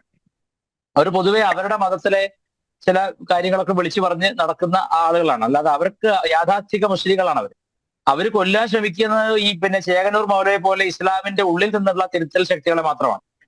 ഈ സുന്നി ടൈഗർ ഫോഴ്സ് ഒക്കെ ഈ വിഭാഗത്തിനോട് അനുബന്ധിച്ചായിരുന്നു ഉണ്ടായിരുന്ന ആ കാലത്ത്. ചുവന്ന കുന്നിലെ തിരയിലൊക്കെ ഓർമ്മിക്കുമല്ലോ. അപ്പോ ഞാൻ പ്രധാനപ്പെട്ട് പറയാമെന്ന സംഗതി, മുജാഹിദ് എന്ന പദത്തിന്റെ അർത്ഥം തന്നെ അള്ളാഹുവിന്റെ മാർഗത്തിൽ ജിഹാദ് ചെയ്യുന്നവൻ, യുദ്ധം ചെയ്യുന്നവൻ എന്നാണ്. ഇപ്പൊ മുജാഹിദ് പ്രസ്ഥാനം നമ്മുടെ MM അക്ബർ 2ാം ക്ലാസ്സിലെ കുട്ടികളോട് നിങ്ങൾ ഇസ്ലാം മതത്തിലേക്ക് ഒരു ക്രിസ്ത്യൻ കുട്ടിയോ ഹിന്ദു കുട്ടിയോ ക്ഷണിക്കുമ്പോൾ എന്ത് ചോദ്യമാണ് ചോദിക്കുന്നത്? 2ാം ക്ലാസ്സിലെ കുട്ടികളോട് പാഠപുസ്തകം ചോദിച്ചവനാണ് MM അക്ബർ. നാട് മുഴുവൻ സ്നേഹ സംവാദം നടത്തിയ ആള്, മുജാഹിദുകളുടെ ലീഡർ കേരളത്തിലെ. ജാക്കിർ നായിക്കിന്റെ കേരള പതിപ്പ്. അപ്പൊ ജാക്കിർ നായിക്കാണ് ഇന്ത്യൻ മുജാഹിദീൻ എന്ന വലിയ ഭീകര സംഘടന, ഒരുപക്ഷെ ഏറ്റവും നികൃഷ്ടമായ ഭീകര സംഘടനയായ ഇന്ത്യൻ മുജാഹിദീന്റെ ബ്രെയിൻ ജാക്കിർ നായിക്കായിരുന്നു. നാൽക്കാലത്തെ ഇന്റലിജൻസ് ബ്യൂറോ വെളിപ്പെടുത്തിയതാണ്, ഓർമ്മയുണ്ടല്ലോ. അപ്പൊ അതിന്റെ ചെറിയ പതിപ്പാണ് ഈ മുജാഹിദുകൾ കേരളത്തിലുള്ളത്. അപ്പോൾ ജമാഅത്തെ ഇസ്ലാമിക്ക് അവരുടെ കാര്യങ്ങൾ ഏറ്റവും നന്നായി കൈയാളുകൾ നടത്താൻ സാധിക്കുക സുന്നികളിലൂടെ അല്ല. സുന്നികൾ പിന്തിരിപ്പന്മാരും പഴയ ബ്രാഹ്മണവാദികളുമാണ് എന്നാണ് അവരുടെ ഉള്ളിലെ വർത്തമാനം. അപ്പോൾ ഈ മുസ്ലിം ലീഗ് എന്ന വലിയ പാർട്ടി ഇതുവരെ ഉള്ളതുപോലെ കണ്ടാൽ പോരാ. അതിപ്പോൾ ഒരു മുജാഹിദ് പ്രസ്ഥാനത്തിന്റെ തോളോട് തോൾ ചേർന്ന് പോകുന്നവരാണ് ആശയപരമായിട്ട്. അതുകൊണ്ട് ഇത് ഒരു സംഘടനയ്ക്ക് ഉള്ളിൽ നിന്ന് ആശയപരമായ മാറ്റം വന്നാൽ അത് അത്യന്തം അപകടകരമാണ്. അതുകൊണ്ടാണ് ഞാൻ മുഹമ്മദ് റിയാസിന്റെ കാര്യം നേരത്തെ സൂചിപ്പിച്ചത്. അങ്ങേക്ക് ഇപ്പൊ കൂട്ടി വായിക്കാൻ പറ്റുന്നുണ്ടാവും. മുഹമ്മദ് റിയാസ് എന്തുകൊണ്ട് ഇവർക്ക് സപ്പോർട്ട് ചെയ്തു എന്നുള്ളത് മനസ്സിലാക്കുമ്പോൾ മുഹമ്മദ് റിയാസും തീർച്ചയായിട്ടും ആശയപരമായിട്ട് മുജാഹിദ് പക്ഷത്താണെന്നുള്ളത് ഏറ്റവും വലിയ തെളിവാണത്. ആശയപരമായിട്ട്, മതപരമായ ആശയപരമായിട്ട്. അപ്പൊ മുജാഹിദുകൾ എന്താണ്? മുജാഹിദുകൾ സന്ധി സംഭാഷണത്തിലോ അല്ലെങ്കിൽ സ്നേഹത്തിലൊന്നും വിശ്വസിക്കുന്നില്ല. അവർ വിശ്വസിക്കുന്നത് ഡിറ്റോ ഖുറാനിൽ എന്താണോ പറഞ്ഞിരിക്കുന്നത് അത് അതുപോലെ അനുവർത്തിക്കാനുള്ളതാണ്. അത് അല്ലെങ്കിൽ തഫ്സീർ വെച്ചിട്ട് അതിനെ ന്യായീകരിച്ച് മറ്റു മതസ്ഥർക്ക് പറഞ്ഞു കൊടുക്കുകയും ഇസ്ലാമിലേക്ക് റാഡിക്കലൈസ് ചെയ്യാൻ വേണ്ടി ശ്രമിക്കുകയും ചെയ്യുന്ന ആഗോള സംഘടനയാണ് മുജാഹിദ്. സംശയമില്ലാത്ത കാര്യമാണ്. അവരാണ് ഈ കോളേജുകളിലെ പ്രൊഫഷണലുകളെ മതം മാറ്റുന്നതും വലിയ വലിയ ഡോക്ടർമാരെ മതം മാറ്റുന്നതൊക്കെ അവരാണ്. മെഡിക്കൽ കോളേജിൽ 120 കുട്ടികളാണ് ഒരു 6-7 വർഷത്തിനുള്ളിൽ മതം മാറിയത്, നമ്മുടെ കോഴിക്കോട് മെഡിക്കൽ കോളേജ്. അപ്പൊ അതൊക്കെ ഇവരുടെ ദാവ പ്രവർത്തനമാണ്. നേരത്തെ പറഞ്ഞല്ലോ, അതിഥി തൊഴിലാളികൾക്ക് ദാവ, അതായത് മതപ്രബോധനം നൽകുന്ന പ്രവർത്തനം രാത്രി അത് നടത്തുന്നത് സുന്നികളല്ല. സുന്നികൾ കോഴിയിറച്ചി നിന്ന് കടന്നുറങ്ങുകയുള്ളൂ. ഈ മുജാഹിദുകളാണ് രാത്രി സമയത്ത് ഇങ്ങനെ മതബോധനവുമായിട്ട് ബാംഗ്ലാദേശികളുടെ ഇടയിൽ ഇറങ്ങുന്നത്. അത് കേരളത്തിൽ എല്ലായിടത്തും ഉണ്ട്. അപ്പൊ ഇങ്ങനെ വളരെ റാഡിക്കലൈസ് ചെയ്ത, ആശയപരമായി റാഡിക്കലൈസ് നിർത്തിയിരിക്കുന്ന മുജാഹിദുകളുടെ ഒരു വലിയ സംഘം ഉണ്ട്. ഈ കുഞ്ഞാപ്പ അടക്കമുള്ളവരൊന്നും സുന്നികളല്ല. അവരിപ്പോൾ ആശയപരമായി മുജാഹിദ് പക്ഷത്താണ്. അതുകൊണ്ട് തന്നെയാണ് ഞാൻ പറഞ്ഞത്, ബാംഗ്ലാദേശിൽ ജമാഅത്തെ ഇസ്ലാമി നടത്തുന്ന പ്രക്ഷോഭങ്ങൾ മുഴുവൻ ഒരു സുന്നി ഒരു റെവല്യൂഷൻ അല്ല, it is A Mujahid revolution world over. അതാണ് ഞാൻ ദുഃഖകരമായ സത്യം കൂടി പറയാം. ആഗോള രാഷ്ട്രങ്ങൾ ഖത്തറിനെ നിരോധനം ഏർപ്പെടുത്തി. സൗദി പോലും ഖത്തറിനെതിരായ കാരണം എന്തായിരുന്നു? ഖത്തർ സാമ്പത്തികമായിട്ട് ഉയർന്നു, പക്ഷെ അവിടെ മുജാഹിദുകളുടെ പ്രവർത്തനം വളരെ പ്രബലമായി എന്നുള്ളതാണ്. മുജാഹിദുകളുടെ പ്രവർത്തനം എവിടെയെങ്കിലും പ്രബലമായി കഴിഞ്ഞാൽ ആ നാട് എത്രയും പെട്ടെന്ന് ആഭ്യന്തര ജിഹാദ് പ്രഖ്യാപിക്കും എന്നുള്ളതിൽ സംശയമില്ല. അത് ആഗോള മാതൃക അതിനുണ്ട് ഇസ്ലാമിന്. ലോകത്തെ എല്ലാ നാടുകളിലും ഇത് ചെയ്തിട്ടുണ്ട്. അപ്പൊ ഈ മതപ്രബോധനം നൽകുകയും ആവേശകരമായി ജാക്കിർ നായിക്കിനെ പോലെ ആവേശകരമായി മതപ്രബോധനം, സ്നേഹ സംവാദം, മതം തന്നെ ജീവനോപാധിയായി മാറുന്ന ഒരു യുദ്ധമാർഗമായിട്ട് അതിനെ മാറ്റുന്നവരാണ് മുജാഹിദുകൾ. അപ്പൊ ഇവിടെ നടക്കുന്ന നെക്സവന്റെ പ്രശ്നത്തിൽ മുസ്ലിം ലീഗ് വളരെ ആക്റ്റീവായിട്ട് ഇടപെട്ടിട്ടുണ്ടെങ്കിൽ അതിന്റെ അർത്ഥം കൃത്യമായി ഇത് മറ്റൊരു ദിശയിലേക്ക് ഉടൻ തന്നെ രൂപം മാറും, ബന്ധപ്പെട്ട ഏജൻസികൾ ശ്രദ്ധ വെച്ചില്ലെങ്കിൽ. ഇതാണ് എനിക്ക് അതിൽ പറയാനുള്ള കാര്യം. പിന്നെ നേരത്തെ പറയുന്നത് കേട്ടോ, RSSന്റെ പ്രവർത്തനം എങ്ങനെയാണ് അങ്ങനെയാണ്. ഞാൻ ചോദിക്കട്ടെ, RSS രാഷ്ട്രവിരുദ്ധമായ ഒരു സംഘടനയല്ല. മാത്രമല്ല RSS ഒരിക്കലും രാഷ്ട്രത്തെ ഒറ്റിക്കൊടുത്ത് നിലനിൽക്കുന്ന സംഘടനയല്ല. അപ്പൊ പക്ഷെ അങ്ങനെയുള്ള സംഘടനയും ഇതുമായിട്ട് എങ്ങനെയാണ് ബന്ധപ്പെടുന്ന പലരും സംസാരിക്കുമെന്ന് എനിക്ക് മനസ്സിലാവുന്നില്ല. കാരണം RSS ഇതുപോലെ 100 വർഷമാകുന്നു, 100ാമത്തെ വർഷം വരുന്നത് അടുത്ത വർഷം. ഇത്രയും കാലമായിട്ട് ഇവിടെ ഒരു വിഘടന പ്രവർത്തനം നടത്തിയതായോ അല്ലെങ്കിൽ അന്യരാജ്യത്തിന് വേണ്ടി ഇവിടെ പ്രവർത്തിച്ചതായിട്ടോ ഒന്നും തെളിവുകളില്ല. ഇവിടെ കോൺഗ്രസ് ആണ് ഭൂരിഭാഗവും ഭരിച്ചത്, അവർ പോലും പറയാത്ത ആക്ഷേപമാണിത്. അതുപോലെ അന്ന് ഇന്ദിരാഗാന്ധി ഏർപ്പെടുത്തിയ അടിയന്തരാവസ്ഥ കാലത്തിന് ശേഷം ഇന്ദിരാഗാന്ധി ഏർപ്പെടുത്തിയ കപൂർ കമ്മീഷനും ഗാന്ധി മതത്തെ പറ്റിയിട്ട് കപൂർ കമ്മീഷൻ നടത്തിയ റിപ്പോർട്ടിലും ലിബറാൻ കമ്മീഷൻ റിപ്പോർട്ടിലും RSS ഒരു ഭീകര പ്രസ്ഥാനമായിട്ട് അവർ കണ്ടിട്ടില്ല എന്നുള്ളതാണ് നമ്മൾ മനസ്സിലാക്കേണ്ടത്. പക്ഷേ ഇവിടെ ഈ ഒരു വിഷയം എങ്ങനെയാണ് മാറുക എന്ന് പറയുന്നത്, ഇതിന്റെ കളർ നമുക്ക് മനസ്സിലാവില്ല. CPM-ൽ തന്നെ, ഞാനിപ്പോ അങ്ങോട്ടൊരു സംശയം പങ്കുവയ്ക്കുകയാണ്, CPM-ൽ തന്നെ കറകളഞ്ഞ പ്രത്യയശാസ്ത്ര വിശ്വാസവും കമ്മ്യൂണിസ്റ്റ് പാർട്ടിയെ മാനിച്ചുകൊണ്ട് അവരുടെ പഴയ രീതിയിൽ പോകുന്ന മോഹനൻ മാസ്റ്ററുടെ ഒരു വഴിയും മുജാഹിദുകൾ കയറിക്കൂടി ഉണ്ടാക്കിയ ഒരു കമ്മ്യൂണിസ്റ്റ് പാർട്ടി ഓഫ് ഇന്ത്യ മുജാഹിദും രൂപപ്പെടുന്നുണ്ടോ എന്ന് ഈ സർട്ടിഫിക്കറ്റ് കൊടുത്ത നേതാവിന്റെ പശ്ചാത്തലം അന്വേഷിക്കുക. അതായത് പർദ്ദയിടാത്തതിന് ഭാര്യയെ ചുമര ചേർത്ത് ഇടിച്ചു എന്നൊക്കെയാണ് അന്ന് വാർത്തകൾ വന്നിരുന്നത്. ശരിയാണെന്ന് എനിക്ക് അറിഞ്ഞൂടാ. I'm not making a statement. ഞാൻ കേട്ട കാര്യങ്ങൾ പറയുകയാണ്. അപ്പൊ അങ്ങനെയുള്ള വളരെ യാഥാസ്ഥിക മുസ്ലിങ്ങളാണ് മുജാഹിദുകൾ. ഖുർആൻ ഡിക്റ്റമായിട്ട് ഫോളോ ചെയ്യണം എന്നുള്ള ആവശ്യമുള്ളവരാണ്. അപ്പൊ അവര് അതിൽ പറയുന്ന അധ്യാപനങ്ങളൊക്കെ അവിടെ നടപ്പിലാക്കിയാൽ മറ്റുള്ള സമുദായങ്ങളുടെ ക്രിസ്ത്യൻ ഹിന്ദു ബൗദ്ധ ആളുകളെയൊക്കെ, കാരണം ഇവരിവിടെ ബുദ്ധമതത്തെ അംബേദ്കറിനൊക്കെ ഉയർത്തി പറയുന്നുണ്ട്. ഞാൻ വേറെ രസകരമായ ഒബ്സർവേഷൻ പറയാം, പോലീസുകാർക്ക് അറിയുമോ എന്തായാലും. BSP എന്നൊരു പാർട്ടിയുണ്ട്, നമ്മുടെ മറ്റേ അയാമയുണ്ടല്ലോ ഉത്തർപ്രദേശിൽ ആനപ്രതിമ ഉണ്ടാക്കിയ മായാവതിയുടെ പാർട്ടിയല്ലേ BSP. ആ പാർട്ടിയുടെ കേരള ഘടകം 100% പോപ്പുലർ ഫ്രണ്ടിന്റെ ആളുകളാണ്. 100%. ഒരാൾ പോലും ബാക്കിയില്ല. ഒരാൾ BSP-യിലാണോ? അതെ, 100%. BSP കേരളത്തിലുണ്ട്, പലയിടത്തും യൂണിറ്റ് ഉണ്ട്. BSP 100%ഉം അംബേദ്കറെ മുൻനിർത്തിക്കൊണ്ട് ഹിന്ദു വിരുദ്ധത പ്രഖ്യാപിക്കുകയാണ്. അംബേദ്കറെ മുൻനിർത്തിക്കൊണ്ട് ഇസ്ലാമിക വൽക്കരണം നടത്തുക, റാഡിക്കലൈസ് ചെയ്യാണ്. വളരെ ഡേഞ്ചറസ് ആയിട്ട് ഒരു പൊളിറ്റിക്കൽ പാർട്ടിയായിട്ട് BSP മാറിക്കൊണ്ടിരിക്കുകയാണ് കേരളത്തിൽ. ആന്റി ഹിന്ദു, അതാണ് ആന്റി ഹിന്ദു പറയാൻ എന്താ ഏറ്റവും എളുപ്പ വഴി? അംബേദ്കറെ കൂട്ടുപിടിക്കുക. അതാണ് ഇന്നലെ അമിത്ഷാ പറഞ്ഞത്. നിങ്ങൾ അംബേദ്കർ എന്ന് പറയുന്ന അമിത്ഷായുടെ പ്രസംഗത്തിന്റെ കാതലായ വശം അതാണ്. അംബേദ്കറെ മുൻനിർത്തിക്കൊണ്ട് ഹിന്ദുമതത്തെ കല്ലെറിയാം. ഇന്നിപ്പോ സനാതന ധർമ്മത്തെ നശിപ്പിക്കണം എന്ന് പറഞ്ഞ സ്റ്റാലിന്റെ മകൻ ഉദയനിധി പറഞ്ഞിരിക്കുന്നു, ഞാൻ പഠിച്ചത് ക്രിസ്ത്യൻ സ്കൂളിലാണ്, ക്രിസ്തുമസ് ആഘോഷിക്കുന്നത് ഏറ്റവും ഇഷ്ടപ്പെട്ട കാര്യമാണെന്ന്. എന്ന് വെച്ചാൽ മതത്തിൽ ഹിന്ദുമതത്തോടെ എതിർപ്പുള്ളൂ, മറ്റു മതങ്ങളോടൊക്കെ ചങ്ങാത്തമാണ്. അപ്പൊ ഇവിടെ കേരളത്തിലെ BSP പോലീസിന്റെ സ്കാനറിലുള്ള സംഘടനയാണ്. BSP പുറമെ അംബേദ്കറുടെ ആശയങ്ങൾ പ്രചരിപ്പിക്കുകയും ദളിത് വാദം പറയുകയും ചെയ്യുമെങ്കിലും അതിന്റെ ഉത്തരവാദിത്തപ്പെട്ട ഒട്ടുമിക്ക ആളുകളും റാഡിക്കൽ മുസ്ലിംസ് ആണ്, അല്ലെങ്കിൽ പേര് മാറ്റാത്ത മുജാഹിദുകളാണെന്ന കാര്യം വളരെ പകൽ പോലെ വ്യക്തമാണ്. അങ്ങേക്ക് അന്വേഷിച്ചാൽ മനസ്സിലാവും, ഇവിടുത്തെ സ്പെഷ്യൽ ബ്രാഞ്ചിൽ അന്വേഷിച്ചാൽ മനസ്സിലാവും. അപ്പൊ അതുകൊണ്ട് പല പാർട്ടികൾ ചേർന്ന് പ്രവർത്തിക്കുക എന്ന അവരുടെ അജണ്ട CPM-ലൂടെയും കോൺഗ്രസിലൂടെയും പിന്നെ BSP-യിലൂടെയും കേരളത്തിൽ നടപ്പാക്കിക്കൊണ്ടിരിക്കുകയാണ്. അത് പോരാഞ്ഞിട്ട് അതിന് പുറമെ സമൂഹത്തിൽ അംഗീകരിക്കുന്ന ഒരു യോഗ, പിന്നെ തായ്ചി ഒക്കെ പഠിപ്പിക്കുന്ന ഒരു പെട്ടെന്ന് കൺവേർട്ടിബിൾ ആയിട്ടുള്ള ഒരു ഭീകര സംഘടന ഉണ്ടാക്കാനുള്ള ശ്രമമാണെന്നാണ് ഞാൻ കരുതുന്നത്.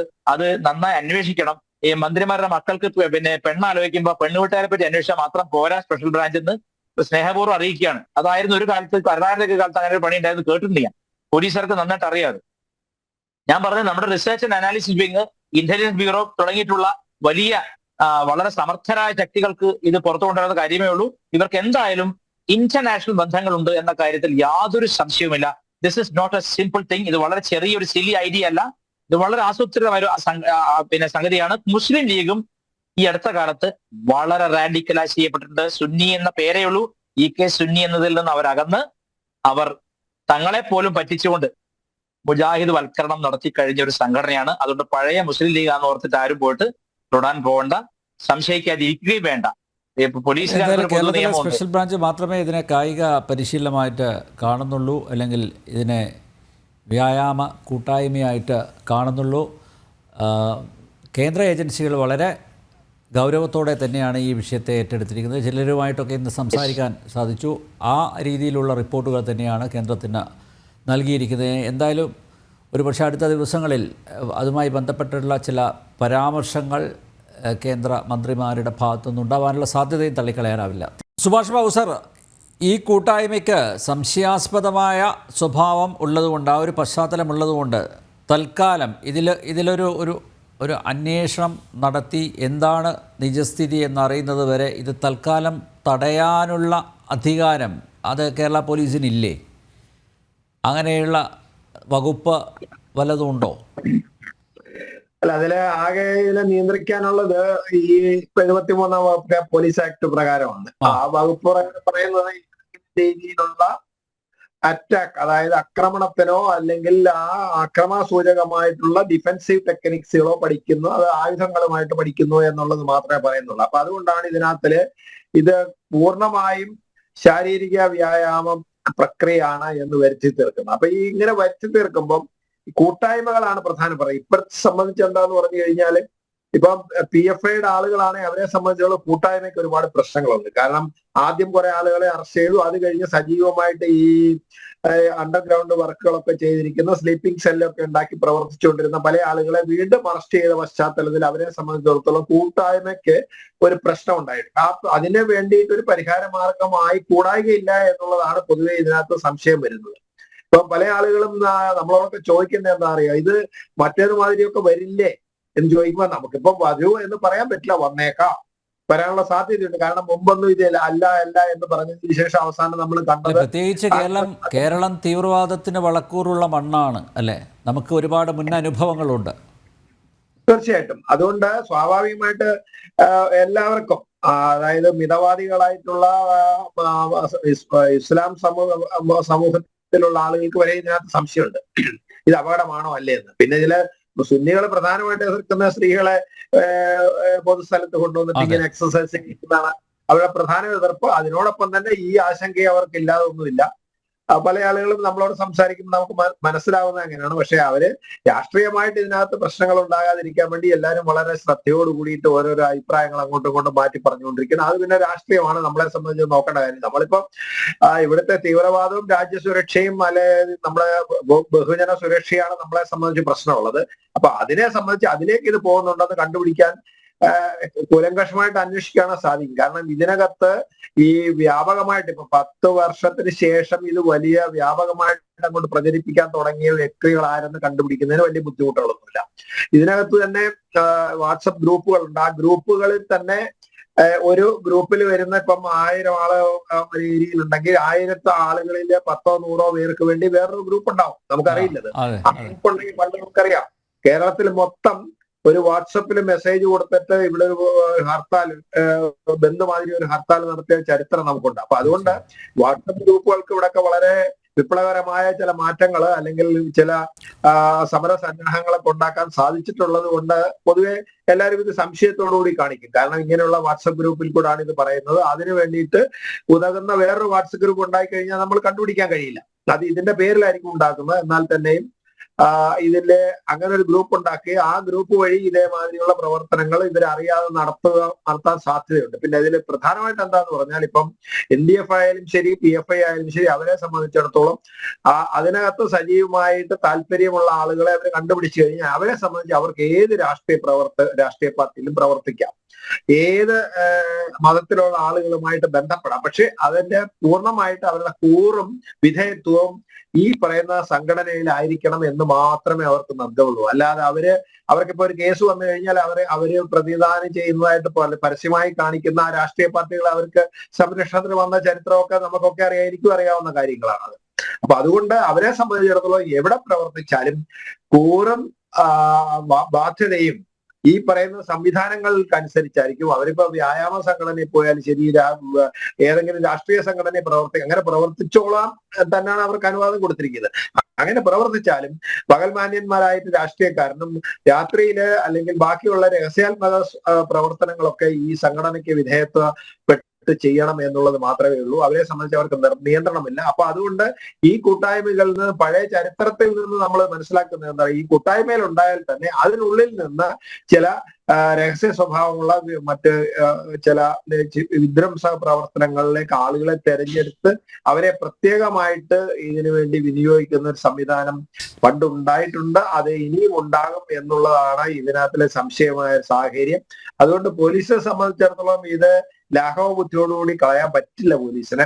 കാരണം ഇതില് ഏത് രീതിയിൽ അത് സെൻട്രൽ ഏജൻസി ആയാലും ശരി, അവർ വളരെ ശ്രദ്ധയോടുകൂടി കാണാം. കാരണം ഓപ്പൺ ആയിട്ട് മറ്റ് കൂട്ടായ്മകൾ ഉണ്ടാക്കി പ്രവർത്തിക്കാൻ പറ്റാത്ത സാഹചര്യത്തിൽ എന്തായാലും ശരി ഇതേമാതിരിയുള്ള അണ്ടർഗ്രൗണ്ട് വർക്കുകൾ അല്ലെങ്കിൽ ഇതേമാതിരിയുള്ള എന്താ പറയുക ഒരു കാമഫ്ലാഗ്, അതായത് ഒരു ഒളിവിലും തെളിവിലും ചെയ്യുന്ന ചില പ്രവർത്തനങ്ങൾ മാത്രമാണോ ചെയ്യാൻ പറ്റുക. അതിനകത്തിൽ നിന്ന് ആവശ്യങ്ങൾക്ക് വേണ്ടിയിട്ട് ഇത് ദുരുപയോഗം ചെയ്യാൻ, ഈ ഉപയോഗിക്കുന്നു എന്നതിൽ നിന്ന് ഒരു വിഭാഗത്തിനെ ദുരുപയോഗം ചെയ്യുകയും ലക്ഷ്യപ്രാപ്തിക്ക് വേണ്ടി പ്രവർത്തിക്കുകയും ചെയ്യാൻ കഴിയും. അത് മുമ്പ് അനുഭവത്തിൽ നിന്ന് അത് കഴിയാതിരിക്കണം, അല്ലെ അതിനെ നമ്മൾ ഇല്ലാതാക്കണം. അതിനു വേണ്ടിയിട്ടുള്ള പ്രവർത്തനവും അന്വേഷണവും സംവിധാനങ്ങളുടെ ഭാഗത്തു നിന്നുണ്ടാവണം. അത് പോലീസ് ആയാലും ശരി, അതുപോലെ സെൻട്രൽ ഏജൻസി ആയാലും ശരി, വളരെ ജാഗ്രതയോടുകൂടിയിട്ട് ജാഗരൂകരായിട്ട് ഇതിനെ നമ്മള് മനസ്സിലാക്കണം. അത് എന്താണ് ഇവരുടെ പ്രവൃത്തി എന്നും അതിന്റെ ഉള്ളില് അതിപ്പോ ഇതിന് ഒരു കാരണം എന്തെങ്കിലും ഉണ്ടെങ്കിൽ നമ്മൾ നോക്കും. ഇതിന് ഇതുവരെപ്പെട്ട ഈ 2 വർഷമായിട്ട് കിട്ടിയ പ്രചാരം ഇനിയും ചിലപ്പം കിട്ടുന്നുണ്ടെങ്കിൽ നമ്മൾ നോക്കാം എങ്ങനെയാണെന്ന്. എനിക്ക് തോന്നുന്നത് അങ്ങനെ പഴയ രീതിയിലുള്ള പ്രചാരണം കിട്ടാനുള്ള സാധ്യത ഇനി അങ്ങോട്ടില്ല. എല്ലാവരും സംശയത്തിന്റെ നേരെ കാണുന്ന അവസരം പലരും ഗ്രൂപ്പുകൾ വിട്ട് പോകുന്നുണ്ട്, വാട്സാപ്പ് ഗ്രൂപ്പുകൾ വിട്ട് പോകുന്നുണ്ട് പലരും. അതെ, അതുകൊണ്ട് അതെന്നാൽ അവരെ സംശയത്തോടു കൂടി ആളുകൾ നോക്കും. ഈ പോകുന്ന ആളുകളെ കാണാമല്ലോ, അവർക്ക് നാട്ടുകാർക്ക് അറിയാമല്ലോ. അപ്പൊ ഇയാള് മറ്റേപ്പെട്ടതാണെന്ന് നോക്കുമ്പോൾ ഭയം ഉണ്ടാവും. അപ്പൊ അതുകൊണ്ട് പല ആളുകളും അതിൽ നിന്ന് പിന്തിരിയാനുള്ള സാധ്യതയാണ് ഞാൻ കാണുന്നത്. അപ്പൊ അതുകൊണ്ട് എന്തായാലും ചർച്ചകൾ കൊണ്ട് അങ്ങനെയെങ്കിലും ഒരു പ്രയോജനം ഉണ്ടാകുന്നുണ്ട്. തീർച്ചയായിട്ടും അതുകൊണ്ടാണ് NIA അല്ലെങ്കിൽ മറ്റ് അന്വേഷണ ഏജൻസികൾ, ദേശീയ ഏജൻസികൾ വല്ലതും വരുമോ എന്നുള്ള പേടി ഇതിൽ പോകുന്നവർക്കുണ്ട്. തീർച്ചയായിട്ടും അല്ല, ഇതിലിപ്പം പഴയ PFIയിലും സജീവമായി പ്രവർത്തകരായിട്ടുള്ള എല്ലാവരുടെയും ഫോൺ സ്കാൻ ചെയ്യുന്ന സിസ്റ്റം ഒക്കെ ഓൾറെഡി ഉണ്ട് ഇവിടെ. അപ്പൊ അവരുടെ ഫോണിപ്പോ സ്കാൻ ചെയ്തതിൽ നിന്ന് അതിനകത്ത് നിന്ന് ശരിയായ ഒരു പരിശോധന നടത്തി കഴിഞ്ഞാൽ തന്നെ ഏറെക്കുറെ ഇതിൽ അവർക്ക് എത്രമാത്രം താല്പര്യം ഉണ്ടെന്ന് കണ്ടുപിടിക്കാൻ കഴിയും. അങ്ങനെ കണ്ടുപിടിക്കാനുള്ള സാഹചര്യത്തിൽ തീർച്ചയായിട്ടും ഇത് ബന്ധമുണ്ടോ ഇല്ലയോ എന്ന് സ്ഥാപിക്കാൻ വലിയ ബുദ്ധിമുട്ടൊന്നുമില്ല. അത് അല്പം കാലതാമസം എടുക്കുമെന്ന് മാത്രമേ ഉള്ളൂ. എന്നാലും ശരി, അത് കണ്ടുപിടിക്കാൻ പറ്റാത്ത അവസ്ഥയൊന്നും ഇപ്പോൾ ഉണ്ടെന്ന് തോന്നുന്നില്ല. എന്തായാലും കണ്ടുപിടിക്കാൻ കഴിയുമെന്നാണ് എന്റെ വിശ്വാസം. ഓക്കെ, അതൊക്കെ പലതേ 1 മിനിറ്റ് മാത്രമേ ഉള്ളൂ. അപ്പോൾ അടിയന്തരമായിട്ടുള്ള പരിഹാരം എന്ന് പറയുന്നത് ബ്രേക്ക് ദ സൈലൻസ്, വസ്തുതകൾ ജനങ്ങളുടെ മുന്നിൽ അവതരിപ്പിക്കുക. ഇതുമായി ബന്ധപ്പെട്ട് അത് ഉത്തരവാദപ്പെട്ടവർ അതിന് എത്രയും പെട്ടെന്ന് തയ്യാറാവുക എന്നുള്ളതാണ്. വളരെ വ്യക്തമായിട്ട് ആരും MLA സൂചിച്ചിട്ടൊന്നുമല്ല. വിഷബ്രാഞ്ചിന് ആധികാരികമായി കിട്ടുന്ന റിപ്പോർട്ട് അവൻ എപ്പോഴത്തേക്ക് അതാണ് സ്റ്റേഷനിലെ ഹെഡ്ക്വാർട്ടേഴ്സിലേക്ക് വിടുകയാണ്. പിന്നെ ഇതിന് വളരെ വ്യക്തമായിട്ട് അന്വേഷിക്കാൻ പറ്റുന്നത് കേന്ദ്ര ഏജൻസികൾക്കാണ്. ഇവർക്ക് ദേശീയ മറ്റു തലത്തിൽ ബന്ധമുണ്ടോ, അന്തർദേശീയ ബന്ധമുണ്ടോ, സാമ്പത്തിക സ്രോതസ് എവിടെയാണ്, വളരെ വ്യക്തമായിട്ട് സംസ്ഥാനത്തിന് ചില പരിമിതികൾ കേന്ദ്ര ഏജൻസികൾ അന്വേഷിക്കണം. അന്വേഷിച്ചാണ് മുന്നറിയിപ്പ് കൊടുത്തത്, ചില നിർദ്ദേശങ്ങൾ നേരത്തെ അന്വേഷണം വരട്ടെ, ഉണ്ടെങ്കിൽ അത് ശക്തമായിട്ട് നമ്മൾ നിരോധിക്കാൻ തന്നെ വേണം. യെസ് അത് അല്ല വർഗീയ പരിവേഷമുണ്ടെങ്കിൽ ദേശദ്രോഹത്തിനെതിരെ അത് ഉപയോഗിക്കാൻ നീങ്ങുന്നത് നമ്മുടെ ആവശ്യമാണ്. ഓക്കെ അത് നിരോധിക്കുന്നതിന് വേണ്ടി. ഓക്കെ വിദ്യാസാഗർ, ഒരു മിനിറ്റ് പെട്ടെന്ന് നമുക്ക് കൺക്ലൂഡ് ചെയ്യാം. ഞാൻ പറഞ്ഞ പോലെ പ്രധാനപ്പെട്ട 3 കാര്യങ്ങൾ റീക്യാപിറ്റുലേറ്റ് ചെയ്യാണ്. ബാംഗ്ലാദേശികളുടെ ജനസംഖ്യ വളരെ ശക്തമാണ്. അവരെ ദൗവ പ്രവർത്തനത്തിലൂടെ മുജാഹിദുകൾ ഓൾറെഡി റാഡിക്കൽ മുസ്ലിംസ് ആക്കി മാറ്റി കഴിഞ്ഞിട്ടുണ്ട്. 2, ഇവിടെ CPM 2 ഫാക്ഷൻ പോലെ വരികയാണ് ഇപ്പോൾ. ഒന്ന്, മുജാഹിദുകൾ കൈയടക്കിയിട്ടുള്ള ഒരു വിഭാഗം ഇതിൽ വളരെ ആസൂത്രിതമായി പ്രവർത്തിക്കുന്നുണ്ട്. CPM അല്ലേ? അതെ അതെ, 2 വിഭാഗമുണ്ട്. 3ാമത് ഞാൻ പറഞ്ഞത് BST പോലുള്ള സംഘടനകളെ നിരീക്ഷിക്കുന്നത് വളരെ നന്നായിരിക്കും. അവർ വളരെയധികം അംബേദ്കറെ മുന്നിൽ നിർത്തിക്കൊണ്ട് ഹിന്ദു വിരുദ്ധത ഒളിച്ചു കടത്തുന്നുണ്ട്. യെസ്, ഈ 3 കാര്യങ്ങൾ എനിക്ക് പറയാനുണ്ട്. ഓക്കെ വളരെയധികം നന്ദി ഈ ചർച്ച സജീവമാക്കിയതിൽ. എന്തായാലും സമാനമായ വ്യായാമ മുറകളിലൂടെ ഉദയം ചെയ്ത ഒരു സംഘടനയാണ് പിൽക്കാലത്ത് നിരോധിക്കപ്പെട്ടത്. നമുക്കെല്ലാവർക്കും അറിയാം, ആരോഗ്യകരമായ ജീവിതം കെട്ടിപ്പടുക്കാൻ രാവിലെ ചില കസർത്തുകൾ, അഭ്യാസങ്ങൾ കാണിക്കുന്നതിലൊന്നും തെറ്റില്ല. പക്ഷേ അത് രാജ്യത്തിൻ്റെ ആരോഗ്യത്തിന് ഭീഷണിയാകുന്നുണ്ടെങ്കിൽ അതിനെ മുളയിലേ നുള്ളിക്കളയണം. ജന ഡിബേറ്റ് ഇവിടെ പൂർണ്ണമാകുന്നു. ചർച്ചയിൽ പങ്കെടുത്ത എല്ലാ അതിഥികൾക്കും ഒരിക്കൽ കൂടി നന്ദി പറയുന്നു. ഒപ്പം പ്രേക്ഷകർക്കും.